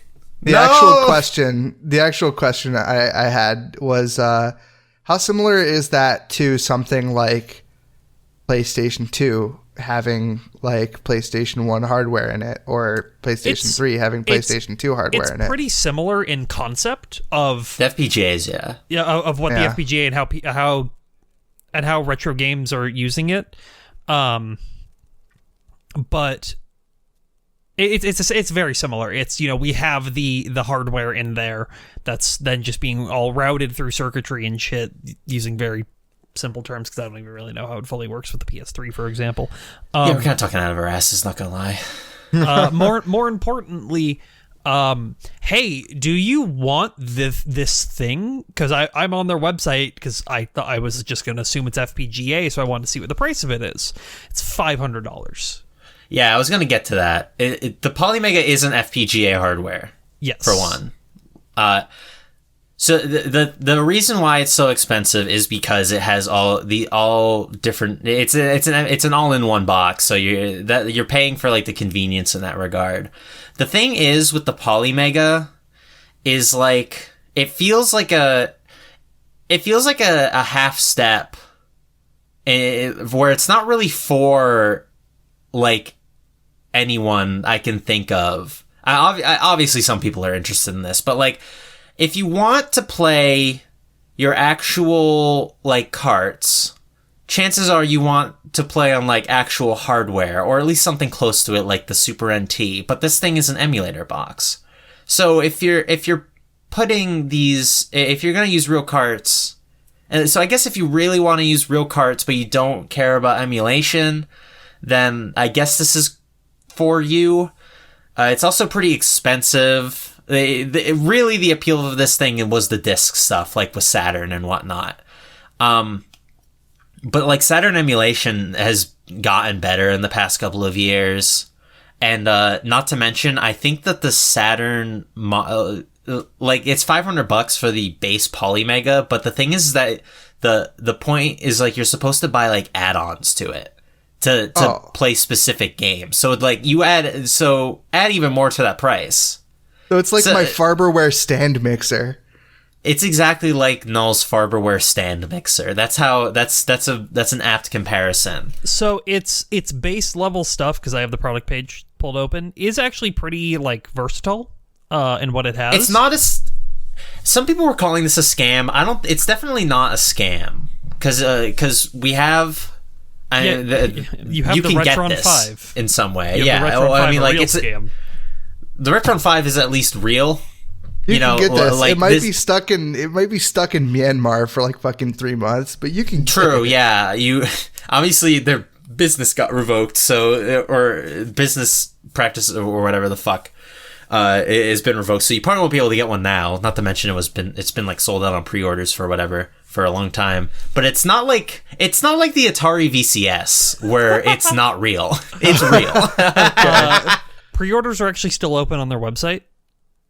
God, don't give these people money until they've actually like proven that they're able to like give you a they product, need to get their please. shit together. Also, $500, lol. I'm not going to give them money because Digital Foundry is going to be doing a video on it whenever they get there, so that's off my hands. Yeah. Have they talked about it? Or are you just assuming? No, they have a video with My Life in Gaming where they talk about it. Are you implying that it would be a good idea to purchase one to dissect on journalism? Not guaranteed. I really want to, unironically. It's a lot of money to throw down. Even when the Patreon pops off. Yeah. No, this is not something that's happened. Do not look forward to that. That's happening. Yeah.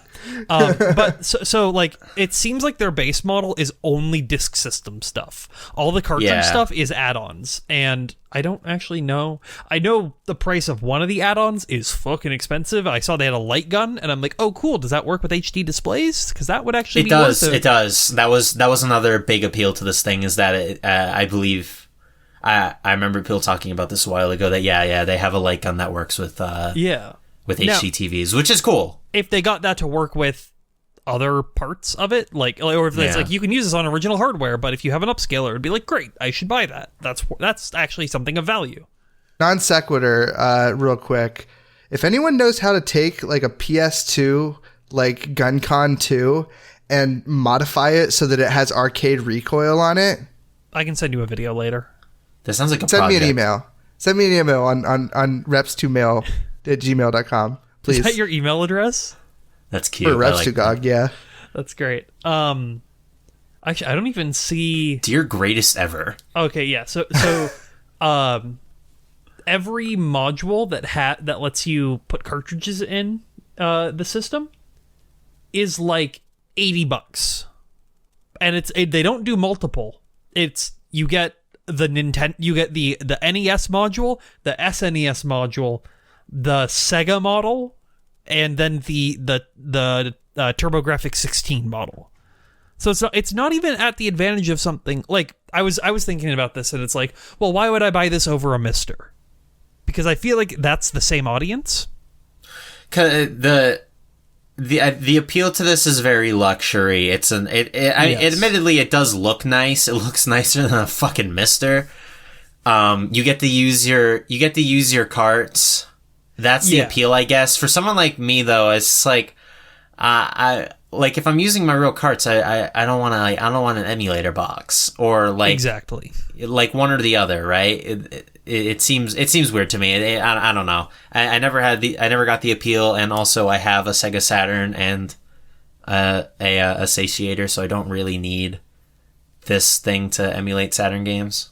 Yeah, I think this is neat though. I if it was like closer in price with the analog products, I think it would actually have like a legitimate market, because I think a lot of the analog stuff is sort of people's like only option for even emulation of this high of quality. Like the Mister is very for niche. Using real carts. Yeah, for using real carts. Like a Mister is very niche and uses SD card or like an SSD for its as its storage, because you can't.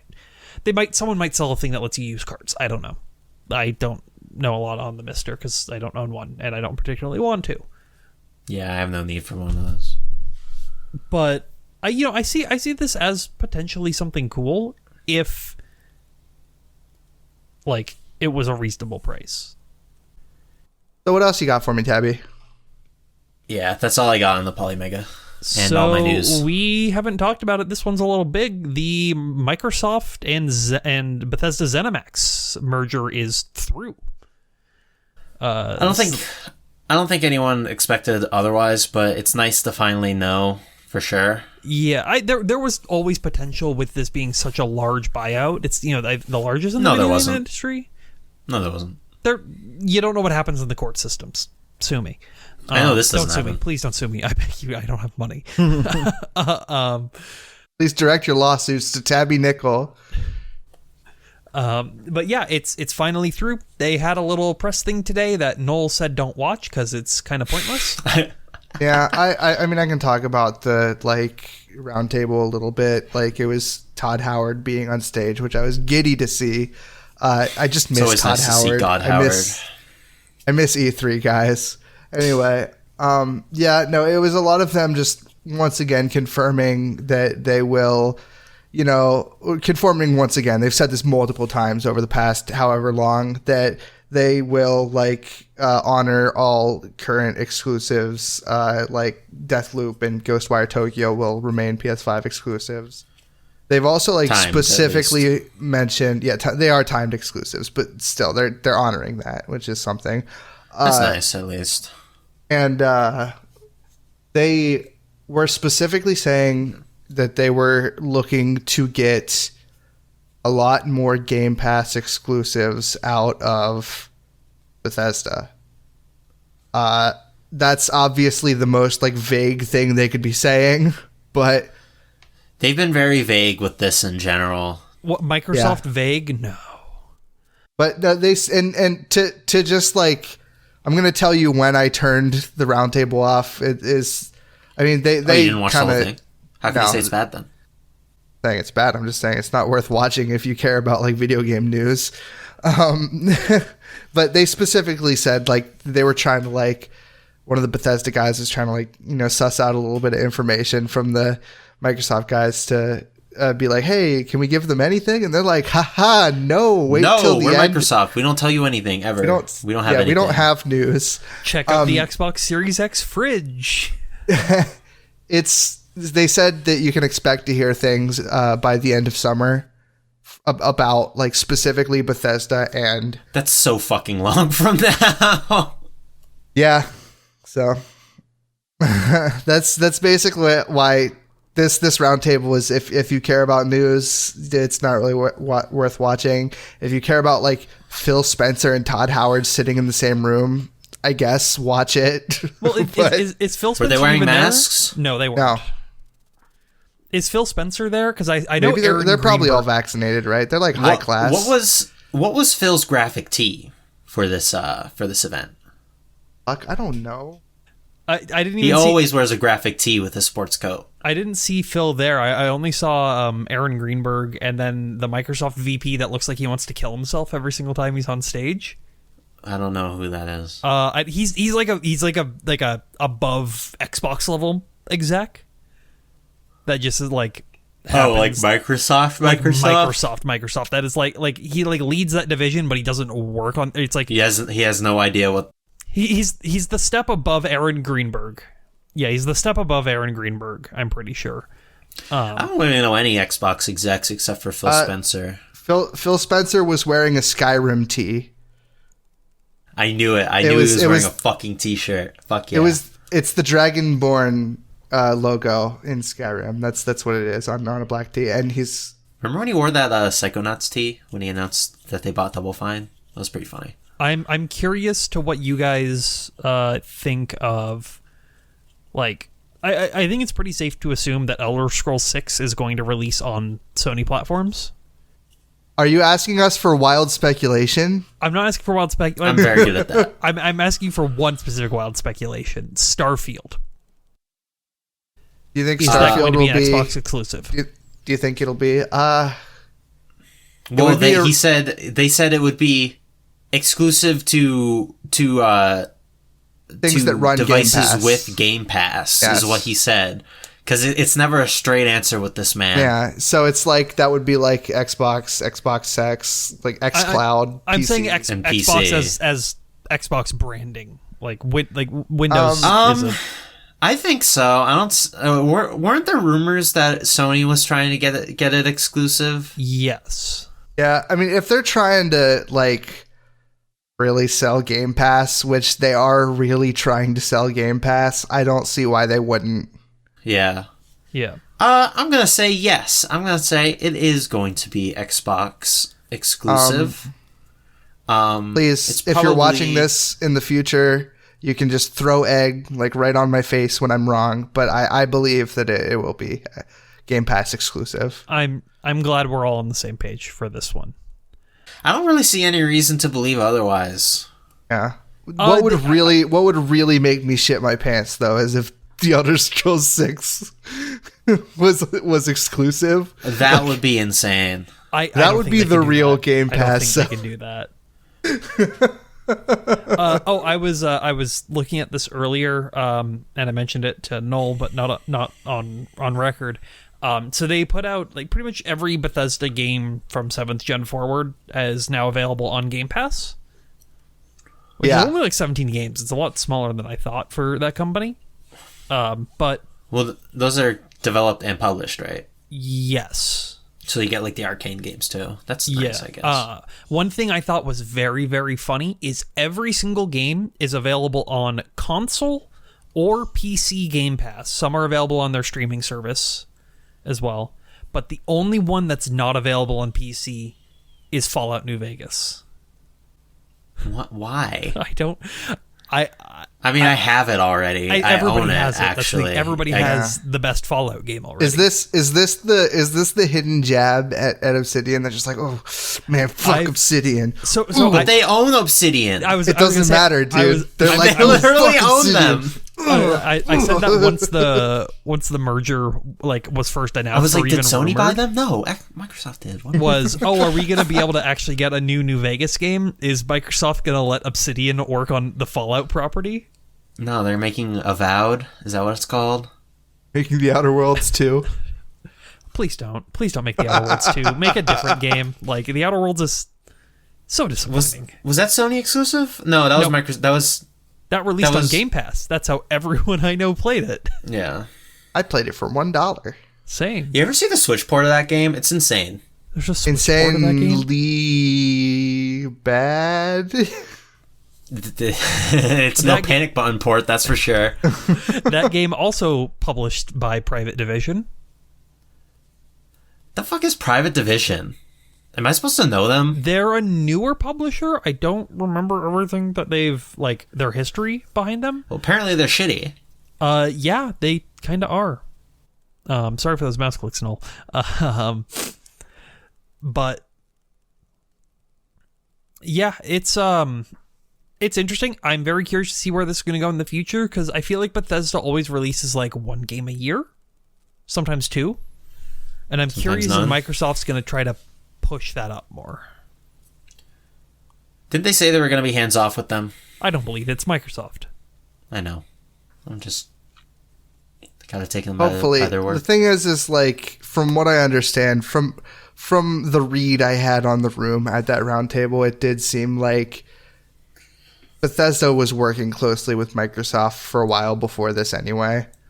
Yeah, it's not like they were ever not.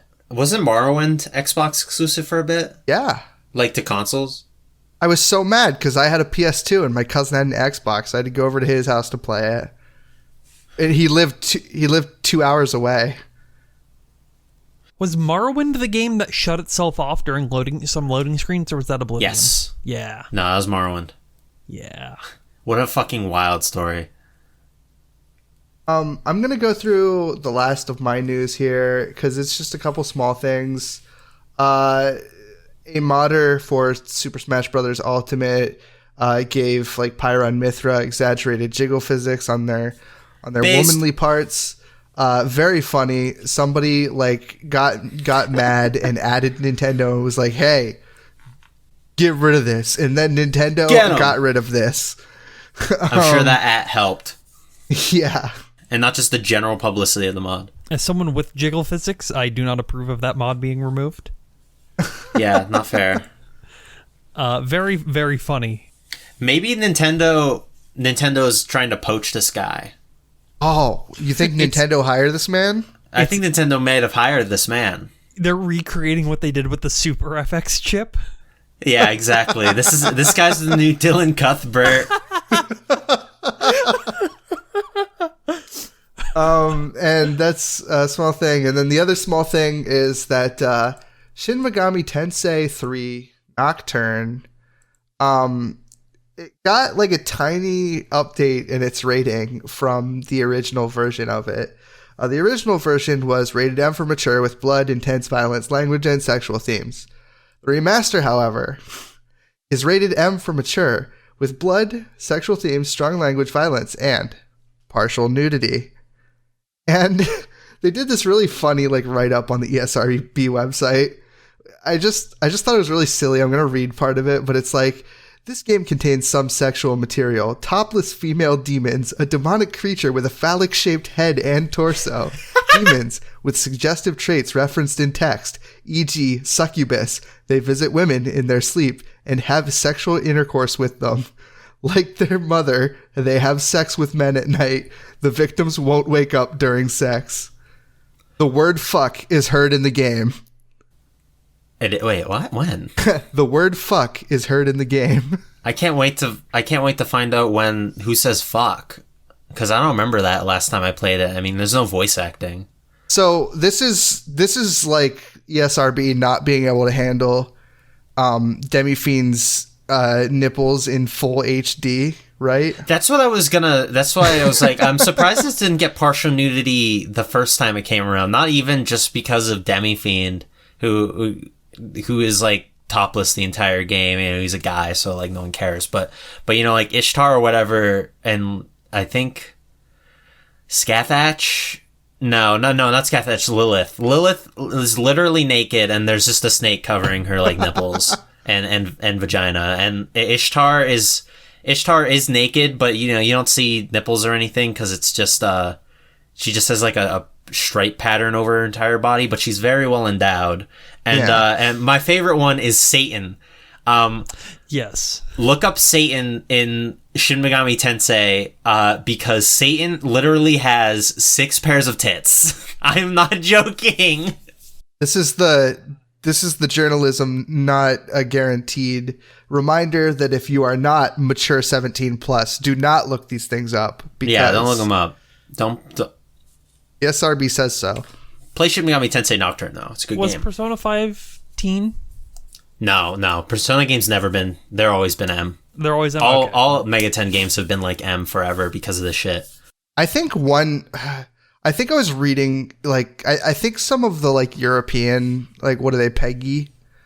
PEGI No. 12. Wait, no, they're not PEGI. Wait, yeah, they are PEGI. Yeah, I think PEGI 10.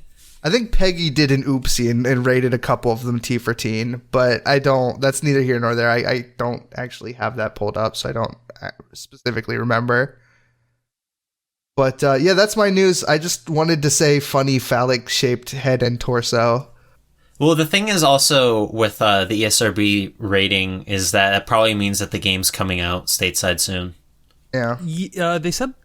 I thought they said like... They said it had a vague release date of, like, I believe spring 2021. So we're going to get it in June. Yeah. Yeah, probably. And now it has a vague release date of soon because it got an ESRB rating. Yeah. Yeah. Hopefully they patch it a little more. It's still a little rough, I hear, but I'm still gonna pick it up. No, they're not gonna fix the music. They're definitely not gonna do that. Yeah. The thing is with the music is sorry to go on about this, but the music in Nocturne is dynamic depending on depending on something called the Kagetsuchi phase. So in like the top left of the screen, there's like 8 phases of basically a moon, and depending on what phase of the moon is going on, it's a different song or different variation on the battle theme. Like it'll have a different guitar solo and stuff at certain points. I never even noticed this until like after I beat the game and saw people talking about this online. But it's a really cool feature. Have you played Devil May Cry 5? No, I haven't. It's like that. It's like that. That's how the system works. Where you do big combo, the song starts screaming Devil Trigger. It's kind of like that.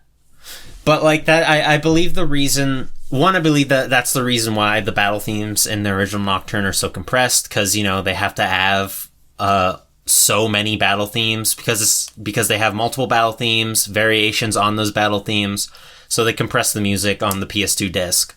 Now I believe the reason why they're not going to fix it is because I don't think they have those tracks anymore.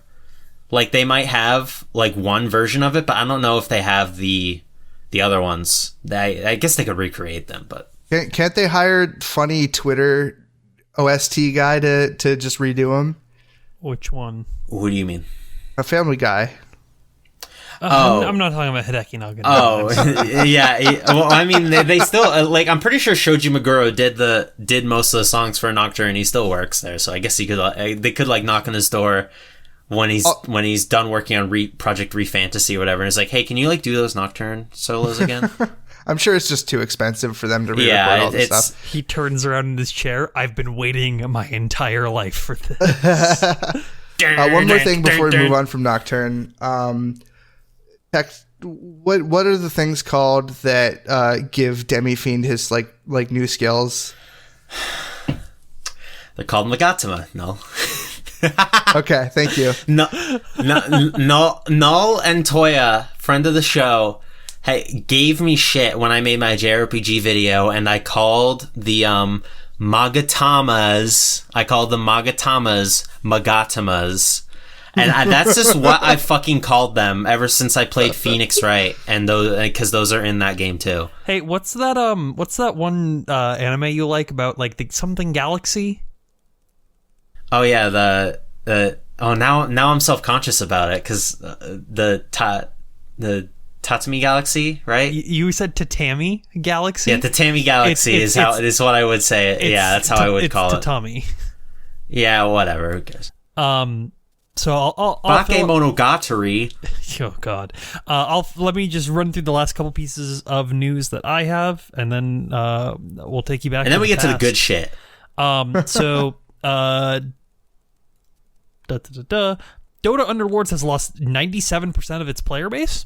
What is Dota Underlords? Dota Underlords is, you remember Auto Chess? Yes. So this was So you had Dota Auto Chess originally, which was a mod, which is always a funny thing in my mind. They then left Dota Auto Chess to go make their own Auto Chess, which is bad. And Valve decided, Teamfight Tactics? No. It's called Auto No, Chess. That's Riot's it's League of Legends Okay. one. That's the one that blew up, and I'll get to that in a second. I thought they got poached by Riot. No. This isn't 2011. So Valve made Dota Underlords. It was fine. It was one of the first ones to release, so it had a lot of people playing it originally.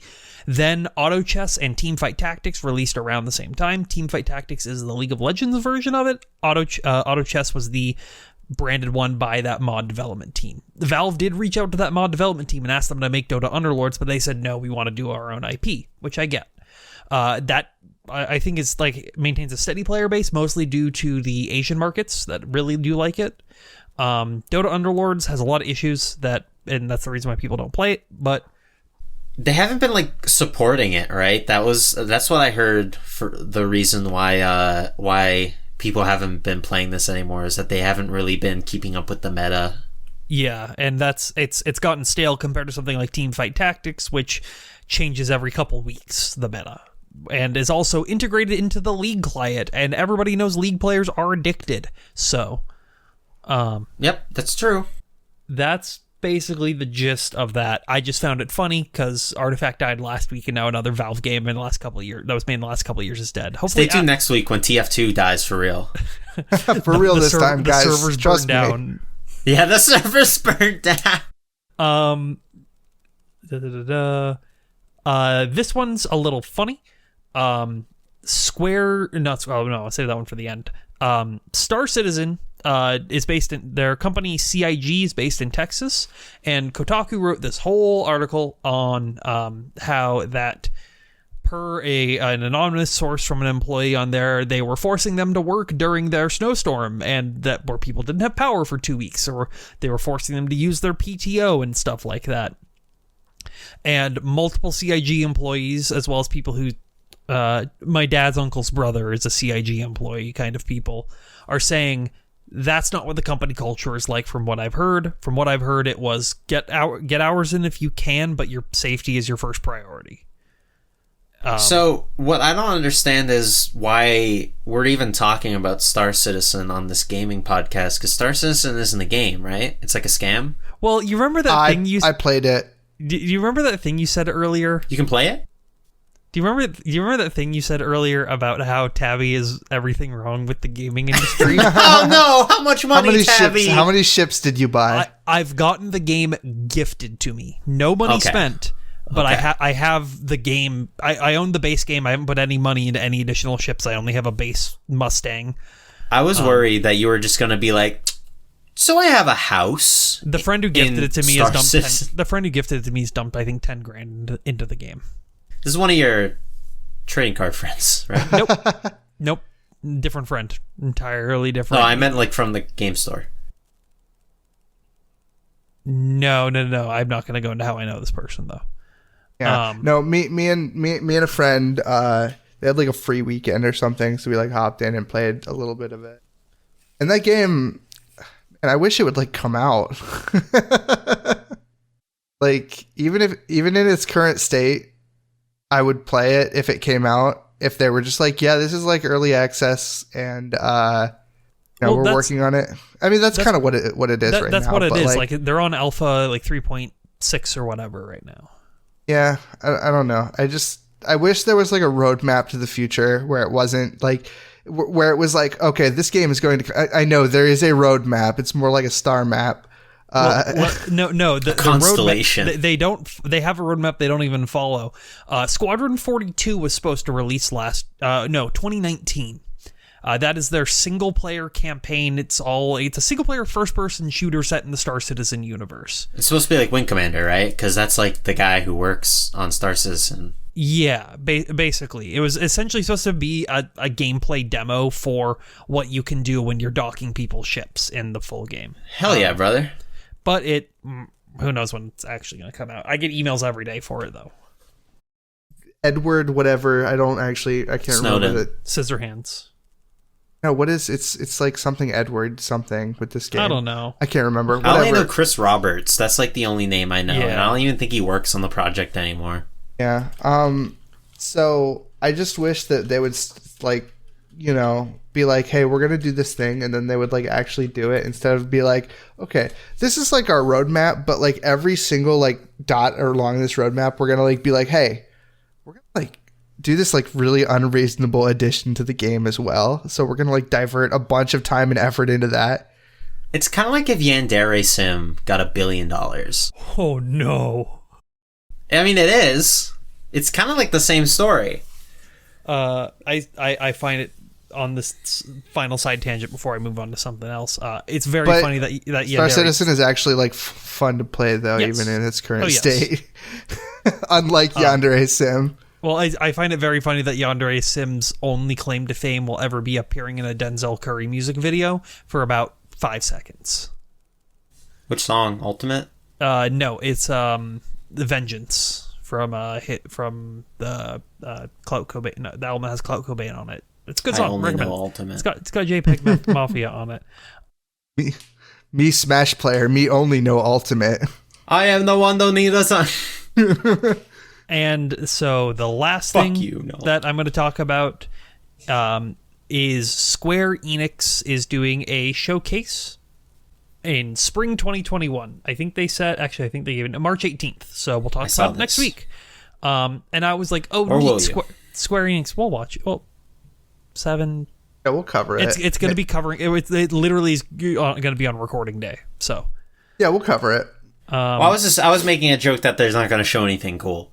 Well, it's because they're not. So what do you mean? Just Cause Mobile is on there. Well, that's what I was going to get to. This is their Western dev plus Balan Wonderland section. Balan Wonderland, from what I've heard, is bad, like beyond belief bad. And yeah, I have not heard good things about Balan Wonder. Also, it's Wonder World. Not Wonderland. Dead Man Wonderland, your anime brain is coming out, Tabby. Oh no. But they're going to be showing off footage for the all-new Life is Strange game. Can't wait to play that and make fun of it. Is this the first time we're hearing about a new Life is Strange? Since 2, yeah, because they've Dontnod's made a couple other games. Yeah, they made Tell Me Why. Can you jog my memory and tell me what Life is Strange has to do with Square Enix? They published it. Yeah, okay. Yeah. Do they just publish Dontnod games, right? They don't. Yeah. Do they own them? I don't think so. That seems like no, because Tell Me Why wasn't Squeenix. It wasn't. So, but wouldn't it be cool if there was like a cloud crossover? Yeah, that would be kind of cool. Oh, no. I have to talk about this. So in Life is Strange 1, there's a character, Wallace, I think is his name. I know what you're talking about. Wallace has a poster for Final Fantasy VII Advent Children on his wall. Wait, I thought you were gonna talk. No, because doesn't Max have a Spirits Within poster on her wall? Oh, is that what it is? I remember Advent Children. It's all blurry. It's Spirits Within. She's like, the movie's totally underrated. It's like, fun fact about Life is Strange. I bought and played that game to try to impress a girl. Did you do That's it? not a joke. No.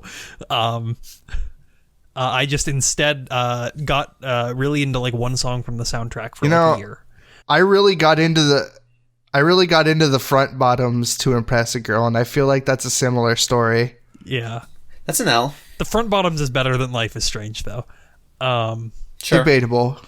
So they also said that they are the big thing on this is like, Outriders, who cares? Marvel's Avengers, who cares? Tomb Raider 25th anniversary, who cares? Just Cause Mobile, who cares? Balan Wonderworld, who cares? Please delay it.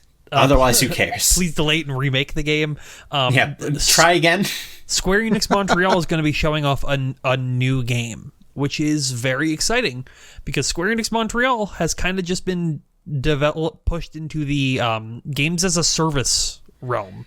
Didn't they make Deus Ex? Yeah, and then they've been a support studio for Outriders, Marvel's Avengers, Tomb Raider games, that kind of stuff. Okay, that is exciting. It doesn't just say a new Square Enix Montreal game. It says new Square Enix Montreal games, plural. Yeah, I don't know how That's much I trust actually worrying. That's worrying. Yeah. But yeah, it's going to be funny. We'll watch it, and then I think we will be discussing it on next week's episode. Yeah, I'll watch it on 1.25 speed. Speaking of next week, I'll listen to it. What about last week? And I want to tie into this because Wario64 replied this in the same thread of our news from the past. We're going back. Today marks the 1-year anniversary of E3 being canceled. March 11th, 2020, GameSpot reported E3 was officially canceled. Oh, man. Let's go. It fucking sucks, dude. Right? And I think today was also the first day the U.S. government recognized the coronavirus pandemic in the state. Yep. Hey, that's not video games. But it's still related. It's also not monetization friendly. Not that our channel has that. Wait, is it really? I said fuck a lot. So we already lost that. I'm sorry. This was like an early thing. I don't know if they still do it, but yeah, you were getting demonetized if you said coronavirus. Corona beer. Coronavirus. Yeah. Whoa! I want a coronavirus. Woo. Sorry, one last thing on the Square Enix thing I just saw in the comments, and it's making me angry now. Hey, idiots! Don't ask for Nier Automata and or Nier gameplay or Tui Neo.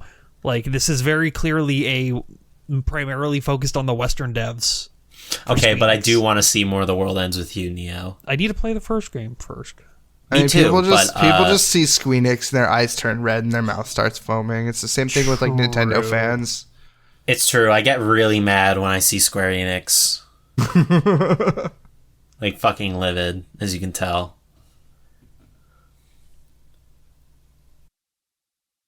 I'll take with you. I'll take one. When did that come out? When can I talk about The World Ends With You?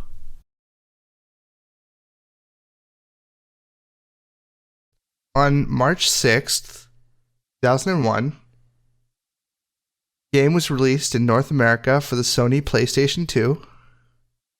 That game was the first Square Enix game on the PS2.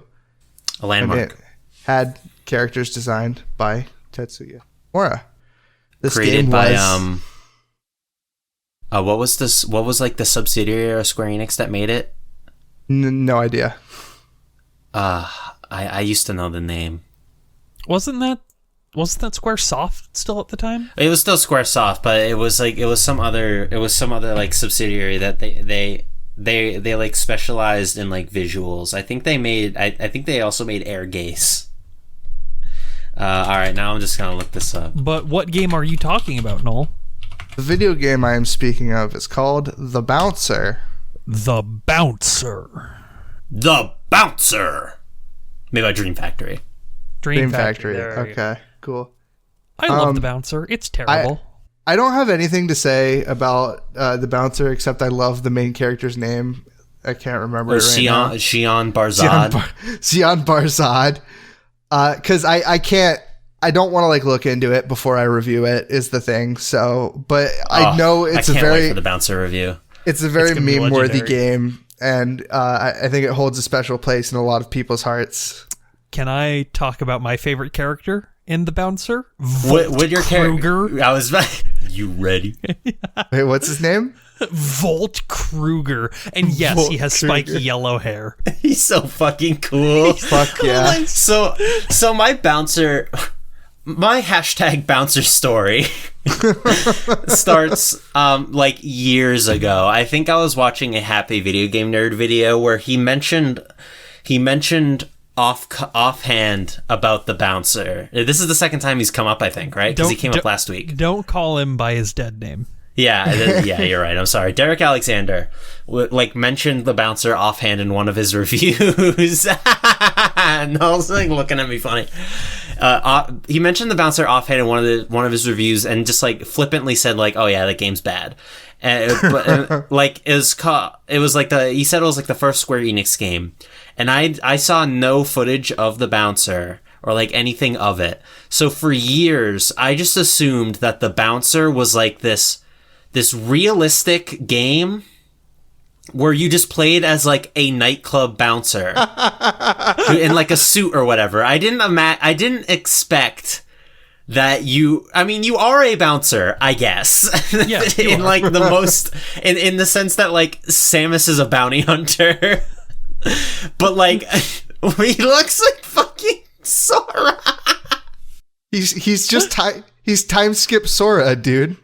I would argue that the Bouncer character designs are like Tetsuya Nomura at his most unhinged. I think it never got better or worse depending on how you feel about Tetsuya Nomura than the fucking Bouncer.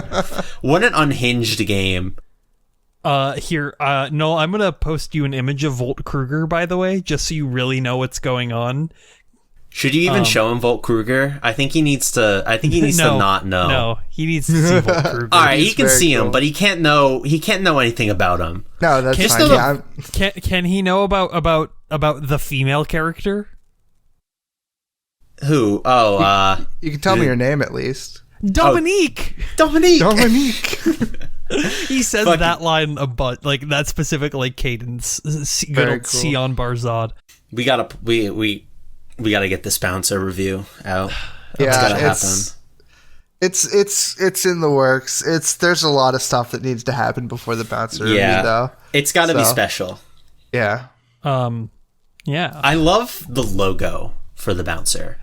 Oh, it's so good. The bouncer has so much flair to it. Like it does. It unironically looks pretty good. I legitimately, and I think that game would have held up better and also probably reviewed better if it didn't have the pressure gimmick of the game. Oh, it uses the analog buttons. So it uses analog buttons. So if you want to do a light attack, you have to tap the button. Yeah, but so does Evergrace, and people love that game. So does Metal Gear Solid, too. People like those games because they're from people that they care about, not from the guy who wears shorts to Kingdom Hearts 3 press conferences. I love Tetsuya Nomura. I understand why a lot of people hate him, but also those people are wrong because they think Kingdom Hearts has too complicated of lore. I just don't play Kingdom Hearts. Just play it. It's good. Yeah, I got the Paupu fruit, and then I gave up. Tech, what do you got going on? Okay. I didn't get off the island. What do you got, Tech? I actually got the Traverse down, but all right. In keeping with game releases, Super Mario RPG came out this week in 1996. Also a Square game. Actually, I didn't even realize that until just now. But yeah, Super Mario RPG. Tavi is lip syncing the classic song that is. It's like pre-Brental Floss, Beware the Forest Mushroom, Super Mario RPG. No, that's not what I was referencing. What are you doing? Nirvana the band, the show, the Wii Shop. Super Mario RPG. Yeah, Legend of Zelda, Donkey Kong 3. But yeah, Mario RPG. Personally, it's a game I actually never played until the Wii Shop channel, like years later, because I never had a cart of it at the time, and I'm definitely not going to get one now because it's too fucking expensive. But somebody crowdfund this man in RPG Mario. It's the first Mario RPG in a long running series of well-beloved Mario RPGs. Some people like this one the most. I think the graphics, I personally don't like it the most. I think it's very much the first Mario RPG in a lot of ways, but it is a really cool game. Like, I like the graphics even to this day. I think they look pretty cool. Like, they have like an aesthetic to them. The music is top fucking notch. Obviously it's Yoko Shimomura. Everyone likes Geno and all that shit. The story's like pretty, not shaking their head, but he's cool. Everyone likes him. The characters in general in Mario RPG, it's just kind of like, it was one of the first Mario games to really sort of be like, to really prove that Mario as a setting can be more than what it is. Arguably nowadays and was back then. Like you can really flesh out that world with a lot of really unique stuff, and I think Mario RPG was like a testament to that.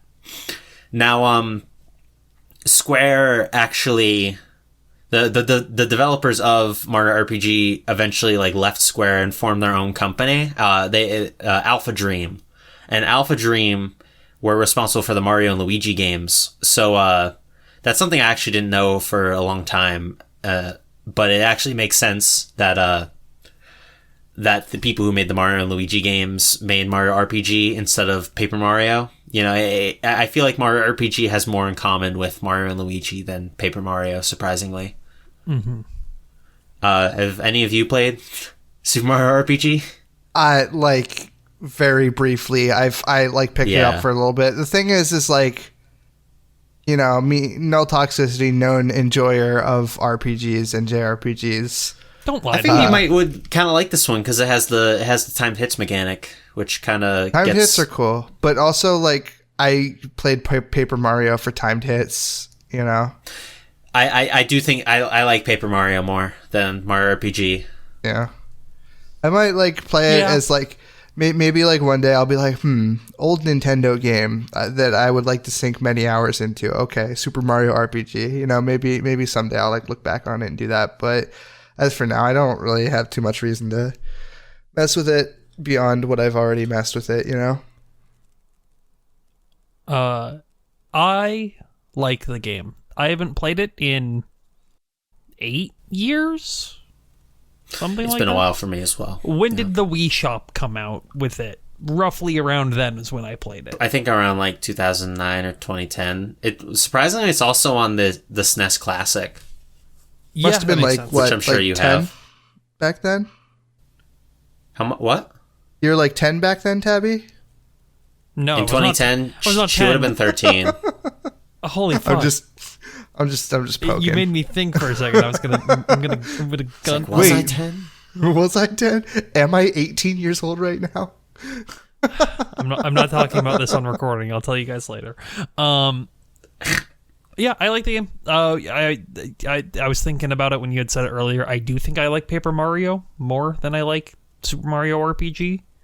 I think most people do, but there's still like a small diehard. I think it's important for what it did, but it's definitely not like the best Super Mario RPG. Yeah, yeah. I'd agree. It's still cool. It's still a cool game. Mm-hmm. Yeah. I'm going to have you go again, Tech, though, because you have one extra piece of news than me and Tabby.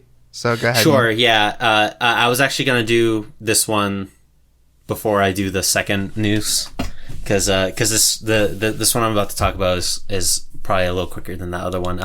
Depeche Mode has announced back in, I believe, 2005 that they recorded a Simlish version of their song Suffer Well for Sims 2 Open for Business.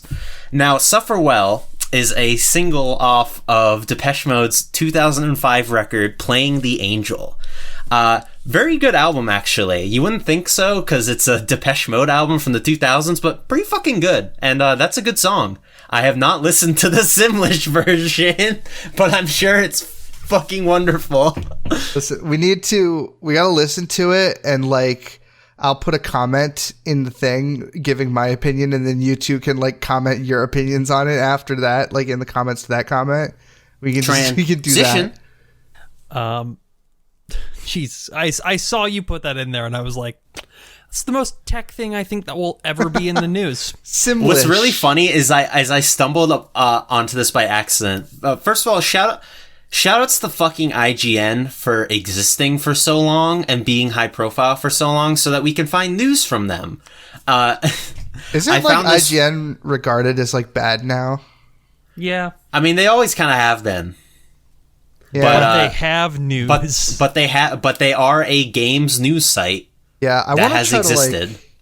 I want to try to like branch out and like find like more like magazines and stuff like that, because I don't like that like half of our stuff is like web archive, IGN.com/articles. Yeah, I know. I think this is something. It's something that's going to expand. Yeah, I think we're going to get better at over time. The problem with like old magazines is that it's monthly, right? Yeah. I mean, I'm sure we can like do a little bit more research, but regardless, it's just funny to me because like looking at some of those IGN articles are just very, very fun. I found a really funny PlayStation. I found a very funny Modern Warfare 2 map ad that was on IGN. I posted it on my Twitter, but it's like, are you suffering from mapathy?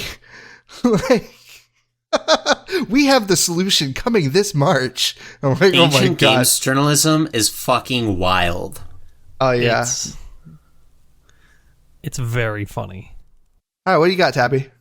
All right, so speaking of classics of a variety of franchises from Square Enix releasing on a variety of platforms, The PSP was announced on March 10th, 2005. Originally known for being the more powerful handheld in the handheld market comparatively to Nintendo's and other lesser companies' handheld releases, like the N-Gage. And yeah, so the PSP was, at least for me, it was something that was very like pivotal to playing games, because it was it really opened up me to start playing a lot of the PS1 games, because it had the digital storefront on there with them on there, and so that's how I experienced a lot of the stuff. No, but by the time I got one, it was available. Okay, yeah. You know, so I actually, when I was younger, I had stolen one of my friend's PSPs. I mean, he only had one. I had stolen his PSP. Borrowed it, definitely. For the express purpose of like, yo, this is like mobile and it has a web browser. I'm a horny teenager. Yeah, that was it. Yeah. Like the express I didn't care about the video games. I was like, holy shit, dude, this shit has a browser on it. What the fuck? I can't believe you fell into the Fox News PSP sex article. Yes, no, sorry, no, that was me. I was featured in that article. It was Xbox sex. It was porno on your PSPs. Was the name of an article. No, that Fucking was wild.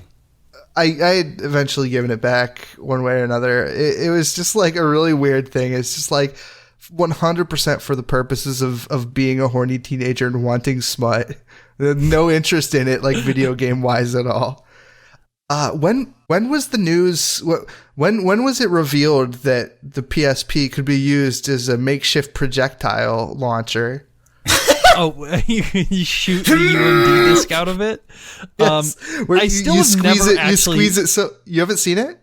I've never seen that actually happen. I've seen I saw one video online of somebody who's just playing and it randomly ejects out. It doesn't look like he's squeezing it, but I haven't seen anybody actually squeeze their PSP. You do like a squeeze and like a twist almost, and it just goes flying. I almost want to try that. I tested that with my broken PSP, and I couldn't get it to work. Well, because it was broken. Well, no, you're not getting the functionality. The screen doesn't work. I do want to say, I just want to mention one thing on the PSP had a great tagline as well. Wi-Fi, hi-fi, sci-fi. That's so early 2000s advertising core, and when did they change it? Is the PSP high fidelity? It's a pretty big screen. It's a weird 480p-esque resolution. So no, 480p high fidelity. It was back then for handheld. Yeah, it was high fidelity compared to the fucking DS. That's for sure. Yeah. The PSP, I was never really interested in the PSP because I was a Nintendo babby, so I had a DS and I was fine with that. But what was it? I think I saw someone someone came over to my house once and they had a PSP Go with Mega Man Maverick Hunter X, and this is the first I ever heard of that game, and this was like 2009, 2010 or something, and it was Mega Man X, but it was in 3D, so it was fucking cool, and I was like, holy shit, we need to get a PSP. So we actually did. We got one like a little while after, and one thing we found out the hard way is that PSPs need proprietary memory cards that don't come with the system. The memory sticks. Memory sticks, yes. They are bullshit. Yeah. So we played Maverick Hunter X without saves for a while, and it's not that bad. It's Mega Man X. It doesn't take that long to beat and whatnot. Another thing, have you guys heard about PSP batteries recently? So no. Yeah, I actually, that's the reason why my PSP doesn't work, is it destroyed the internals of it, and I bought a new PSP to remedy that, and it pretty much works. So no, a lot of articles started coming out back in I think summer of 2020, where just all of a sudden PSP batteries, like the stock batteries that the consoles came with, the portables came with, they just started leaking. Yeah. Sony hit the fucking activated the time delay switch on their Sony PSP batteries, because you would open them up and they're like expanded. They're expanded a bit. And they leak into the system itself and they corrode it. Yeah. Our PSP is broken. It does not work anymore. Yes. The battery has ruined it. Very nice. Very cool. A PSA to anyone who owns electronics, which is everybody. If you are going to like stop using like a piece of electronic media that has batteries in it or Remove a battery, it. Remove the battery from it, because that battery is a time bomb that will destroy your device. It'll either destroy your device or make a very annoying cleanup job for you. So you can always replace the battery. You cannot replace a lot of the internals that could get like messed up. So I used to work at a hobby shop, and I had to deal with people bringing in puffed and exploded LiPo batteries every single day. That shit will also burn down your house, even with small batteries. So please be careful about maintaining your batteries as well. Yeah. And make sure to dispose of them at the proper recyclable recycle centers. You don't even have to recycle them. Just discharge them in salt water, and you're good. That's all you need to do. You can throw them in the garbage after that. Yep, discharge them in salt water. Shit, okay. Because the reason why you want to go to a recycling place is because generally when it has, like, when it goes into a trash compactor, it's gonna explode. And I've seen it happen. I've seen it happen out of garbage trucks. It's kind of cool. Fun fact: a AA battery is actually the perfect size to conduct heat through the bottom of a pop can. So you can just put it up in, and it'll like it connects, right? It'll connect on both sides, and it'll heat the bottom of your Coke can really fast. Fucking excuse me? Yeah, what? It's really funny. Really? I'm gonna try that later. What? Okay, but why would you want hot soda? I mean, you don't want. Can you like reverse it and make it cold? Yeah, can we get like reverse polarity or some shit going on? No, it was just like a fun thing. Like I would be with my friends and we'd be like fucking around. It's a science fair experiment. I'd have a battery and I would be like, ha ha ha, and I'd put it in the bottom. I'd make the Coke can like pretty hot, and then I'd put it on like a friend's arm or something, and they'd be like, ah, you know? You fucking dickhead. We did that kind of shit to each other all the time. We were a bunch of dickheads, but we were a bunch of rascals. Us. Yeah. Do you want to talk about your other news, Snow? Yeah. So, March 10th, 2011, there was an exploit to be had for Microsoft's Xbox. For Microsoft's Xbox Live, yes. I believe this was during the 360. 2011, yeah. Where you would get like these. So basically, there was like a bunch of hackers, and they created like an algorithm that would like create valid Microsoft codes, and there were a couple things that you could get out of it. Is this the exploit that lets you go into the store, like the developer store or whatever? No. Okay. No, you're just checking. You're generating like codes, like the stuff that you would get at a store and like scratch off and like put in to get like points and whatnot. So you would basically be able to get one of three things: either 160 points, like Microsoft points, which was their like currency, right? 48-hour Xbox Live trial, or the Halo Reach Banshee avatar prop.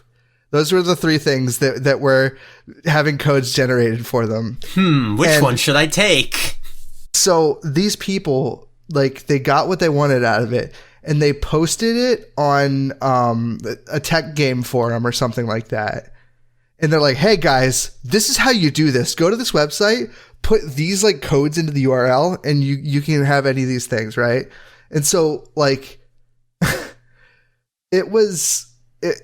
they lost a lot of money from this, like a huge amount of money. This was what, 2010 or 2011. The media was saying that they lost about $1.2 million off of this. What? But like a spokesperson from Microsoft spoke with IGN, was like, that 1.2 million like ballpark, that is nowhere near the amount we lost. And this is in 2011. I wonder how many people just had like 1 million points just sitting on there. So, how much is 160 points? What's the exchange rate between dollars and Microsoft points? Because I know they were doing their stupid, like, their weird, like, currency thing. It's not stupid. It's actually very smart as a business decision. Yeah, you're right. Money. Evil. I meant to say evil. Thank you.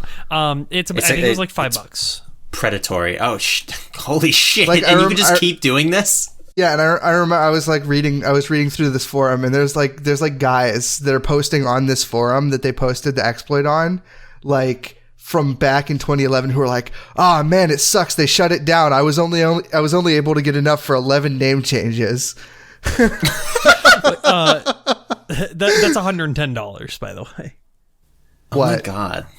Name changes for 11 $10. name changes. I remember that specifically. Was it 160 or was it 1,600 that they were getting? It was 160 Microsoft points 160. you would get. Okay, because you could only purchase them through the store in $5 increments, and the cheapest was 400. Yeah, I mean, this was some like weird like algorithm that they created to like actually like generate this. But yeah. That's super funny. Once again, Microsoft getting cucked. That is very good. That is $2 exactly, because a song $2? on a Zune is 79 Microsoft points, which is about 99 cents. Okay, so yeah, like there were like they're saying 1.2 million is like they lost way more money than that apparently. So the scale of this is like insane. If it's $2 a pop. That's hilarious. Yeah, no, it's so funny. Oh, and so apparently when they switched over to using cash, like sane people, existing Microsoft points were converted into credit. So if you just had those left over, that was literal free money on your Microsoft accounts. So they couldn't like trace down anyone who used this exploit and like ban them or something online?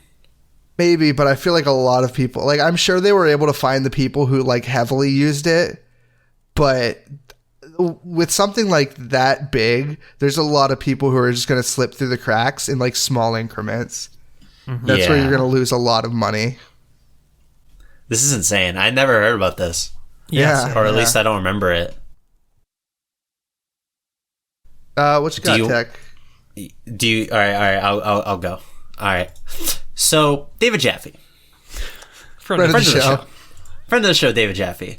It just so happened that so I had to do a little bit of sleuthing for this one and join some dots together.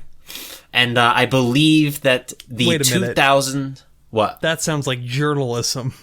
Yeah, I did a little bit of journalism here. And found out that in 2006, I believe, or 2005 maybe, the DICE Awards occurred just around last week. It doesn't tell you. They don't tell you the dates of past years. At least I couldn't find them on their website. But what I did find is an old IGN article with the headline, "Find out why David Jaffe is happy about God of War." So I was like, I gotta know why. And I click it, and they didn't have the article. They didn't have the article archived. So I was like, oh shit, what the fuck? But what I did find was an old IGN interview from DICE, from the DICE Awards 2006. So I believe that's what they were talking about. Is David Jaffe's God of War, because he was the director of God of War. It fucking sweeped the DICE Awards. It won a shit ton. And David Jaffe was talking with, and he looks a lot younger here too. Actually, it was really weird to see him. It was 15 years ago. Yeah, it was. Just a beard does a lot for a guy, I guess. But whatever. Anyway, he's just talking to a interviewer from IGN, just kind of talking about what the state of the game, like a year and a half ago. It was like really rough state. State of play. a really rough state of play, you could say. I was surprised to know that God of War was in development for that long. I don't know like that much about God of War, but I figured that it was made in about a year and a half. But I guess obviously it was more time in the oven. It was nice to see. Obviously, they turned it around because God of War was a big fucking deal game when it came out. Had titties in it. Yeah, and that was pretty cool. What, that game had like interactive like sex cutscenes too, huh? I remember that scene showing up on X-Play. Press X to not come, I believe was one of them. Yeah. But anyway, he was talking about other stuff. He was talking about they offhandedly mentioned something about Capcom, about how they weren't at the awards that year with Resident Evil 4. So I think Resident Evil 4 came out in 2005, right? I think so. Probably. Late 2005. So I guess obviously I know the game got delayed, so I assume that they were probably talking about that, how like people originally expected Capcom to have RE4 ready for the DICE Awards at the very least. January 2005. All right, so it must have just come out then, because this was in February or March. Yeah. So I guess it didn't qualify for whatever reason, or they just didn't attend. I don't know. But they were talking. They were talking about that game a bit. David Jaffe seemed to be a fan. Who can blame him? It's a great game. But the reason why I really decided we need to talk about this is at the end of the interview, I'm going to watch this again for like a quick second to make sure I'm getting this right. So he's talking to her, and first of all, she's talking very loud, and second off, they talk about buying like shots, and okay, David Jaffe says, like, she's like, I'm gonna buy you a shot in your honor, congratulations, and then he points to her and he's like, I'm going to lick a PSP for you in your honor. What the fuck is he talking about? Must be did he do some it? sort of in-joke. Tech. What? What was the height of the girl? Was she taller than him? Yes. Yeah. Oh my god, yeah, she was. I Just a need little to, bit. Might be heels. Okay. If anyone's like a veteran like journalist or like was in the scene during this time, please just tell us like what licking does this the PSP mean? What is the euphemism that licking the PSP means? Who's the lady interviewing him? I don't know her find name. Find her link to him. All right. Oh. It does. Yeah, it doesn't have her name. It just credits David Jaffe. It's one. It is hilarious that we're it's two Jessica episodes. Chobit. Oh, okay. Wait, hang on. Maybe we can get something with this because I know that girl. I know her name. All right, Tabby, you tell your story while Tech does some digging. Oh my god! Oh, I solved it. I solved it. Okay. Look at this journalism. Check out this easy ass journalism. She just licked the PSP. That's what she did. She licked a PSP. Wait, that's Or a I guess Vita. this is actually a Vita. Wait, are you telling me David Jaffe's a hack? Oh no! Okay, all right. Here's I the get it time now. I get traveler. it now. She, all right. All right. Here's what it is, everyone. He said he'd lick a PSP in her honor. All right, because she was on Attack of the Show in 2005, and she was able. All right. Get this. I think I remember this. She was blindfolded, and she was able to figure out that it was a PSP by licking it. That is the reference to why he was going to lick a PSP in her honor. Oh my god. David Jaffe. Come on. That's the show. funny. I like that. David Jaffe, Listen. come on the show for an episode. I'd love to talk. I would love if David Jaffe came on the show. No, yes, please, David Jaffe, come lick a PSP on our show. Just take out the battery first. Yeah, definitely take out the battery. I'm glad we did this. I'm glad we did this story. This is like some peak mid 2000s game culture shit. I think that I could tell almost any controller just by lick alone, though. Yeah, I mean, she was licking it from like the top, so she'd be able to tell the curve. Yeah, the curve, and like honestly, like once you get your tongue like in the buttons and shit, like you kind of know. Well, like this is a Saturn 3D controller, obviously. No. See, I just tried it with a nunchuck. I couldn't, like a Wii nunchuck. I couldn't. A Wii nunchuck? I could definitely tell a Wii nunchuck. It has like such a specific contour. No, sorry, like I did that. I tried like around the curve and like the buttons. Like, Okay, we're like but recording in video so that we can see like facial cues and everything, and these guys are like literally licking controllers as we say this. Sega Saturn controller. But anyway, There's a lot to lick on the Saturn 3D pad. there's a lot to lick. There's a lot to love. No, this is hilarious. This is a great story. I think it's very funny that we are on the second episode of this show, and we have mentioned David Jaffe twice. That's why I had to do it. We've mentioned David Jaffe on both episodes. We've mentioned Indie Game the movie or whatever.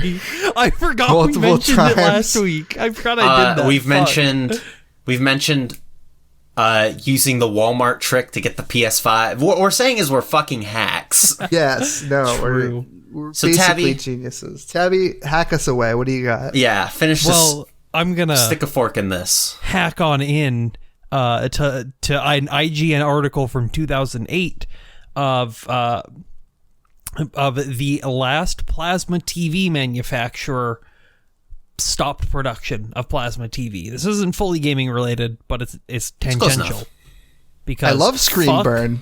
Because fuck plasma TV is literally the worst invention that's happened in the TV space. Those are the TVs that are like projectored, right? No, that's DLP. No, yeah. Oh, okay. I think I think we had a plasma screen TV way back in the day. I think we got it from like Costco. Plasma screens were the all right. So tell me if I'm getting this right. Because back in the day, we got this like really nice ass TV, at least for the time, back in like 2005 or whatever. It was nice. You could go to like the side or the back of the TV, and you could see this like almost like you know those like electricity balls where like you touch a point, Yeah. it like kind of focuses to that. It kind of looked like that in the back of the screen. Was that a plasma screen? That would have been. I think it's plasma. Was the TV thick and heavy as fuck? Yeah, it was thick. It was big. It was a big did it have TV. did it have like a giant base? Like I think so. This 'Cause was a those long are time ago. Yeah, that's Yeah. DLP. It's a projection TV, Oh, okay. which are like the most HD, not HD TVs. Yeah. But they're heavy. They were like heavy ass. Yeah, they were huge. See, but at least DLPs had a reason to exist. Plasma, I feel like, doesn't have a reason to exist because with like around the same time Plasma came out, LED, not LED, LCD. Thank you, LCD displays. Liquid crystal display. Bro. Sorry, I got a weird Windows update. That just popped up. Were available for roughly the same price. Plasma was just cheaper to produce, and I understand why they produced it. However, just technologically, it is so worthless. I have a plasma TV on top of an old computer from one of my old jobs that's been disassembled. Don't ask. Apparently, they were the first large flat screen panel displays to be released to the public. What, plasma? So I guess, yeah, in that case, It depends on your very definition early of flat on, they were a screen. niche. Yeah, it's not like. Okay, no, I think we did have a plasma TV. Yeah? I'm pretty sure. Yeah, like plasma TVs are thick. They're not as thick as like CRTs or DLPs, but it's like 6 inches in thickness comparatively to like a standard LCD LED display monitor, stuff like that, which are DLP thin. TVs were like half the thickness of a CRT, like in like depth. Yeah, I don't like screen burn on plasmas is like terrible. They didn't have like a lot of longevity. LCDs are just better. Also, Mr. Smartman Tectonic, you know what LCD stands for? What does LED stand for? Light emitting diode. There it is. Yeah. All right, now what does plasma stand for? I'm kidding. It's the beam in Super Metroid. It pierces enemies. That's why plasma TVs were cool to me. So it's like plasma beam. Oh my god! And with the power of my television, it's real. But yeah, that's really cool. Wait, no, it's not. Plasma screens. I really like. I have some bad memories with plasma screens just shitting out on me when I needed them the most. It's cool because plasma screens are dead, so we never have to interact with them ever again. It's true. Yeah, there's really no need for them anymore because LCDs are so cheap. And then you can't even you can't even smash them like you can like a CRT. You actually like have to properly dispose of them. I mean, you probably shouldn't be doing that to CRTs either. CRTs. No, but it's like aesthetic, you know? Like yeah. Yeah, I've seen Firewalk with me. Do crime. Yeah, I think that's Throw all your batteries we got. away without discharging them. Do crime. I know people who did that and they set their garbage cans on fire. That's why we don't use garbage cans in my household. I'm going to ignore that. Does anybody else have any news from the past? No, I think that's it. That's All it. right. That's what we got. Take us away, Scotty. So thank you all for listening to Journalism Not Guaranteed. Tune in next week where we talk about more news from the past. If I recall correctly... Alright, Yes! I believe next week it'll be a very fun week. But stay tuned until then. You two have anything to plug? Stay tuned for all news past and future, but not current, but not future. Future, past, present, but not future. We still need to come up with a better slogan. I like that one, actually. I don't mind it. But cool. We'll workshop it off recording. Here's what we actually need. We need like a cool video game song to associate with our podcast, and I don't know which one. You know, I actually have like Time Splitters music playing as the outro happens. Like actually, like right now as we speak. Oh, like right now? Yeah, right now. I remember that from last time. I want to get another song to like play while we're doing the intro. Also, like I'm happy that we're recording this because I like having like a fade out where we're just having some random conversation. Yeah. It's always really good. We can do is there super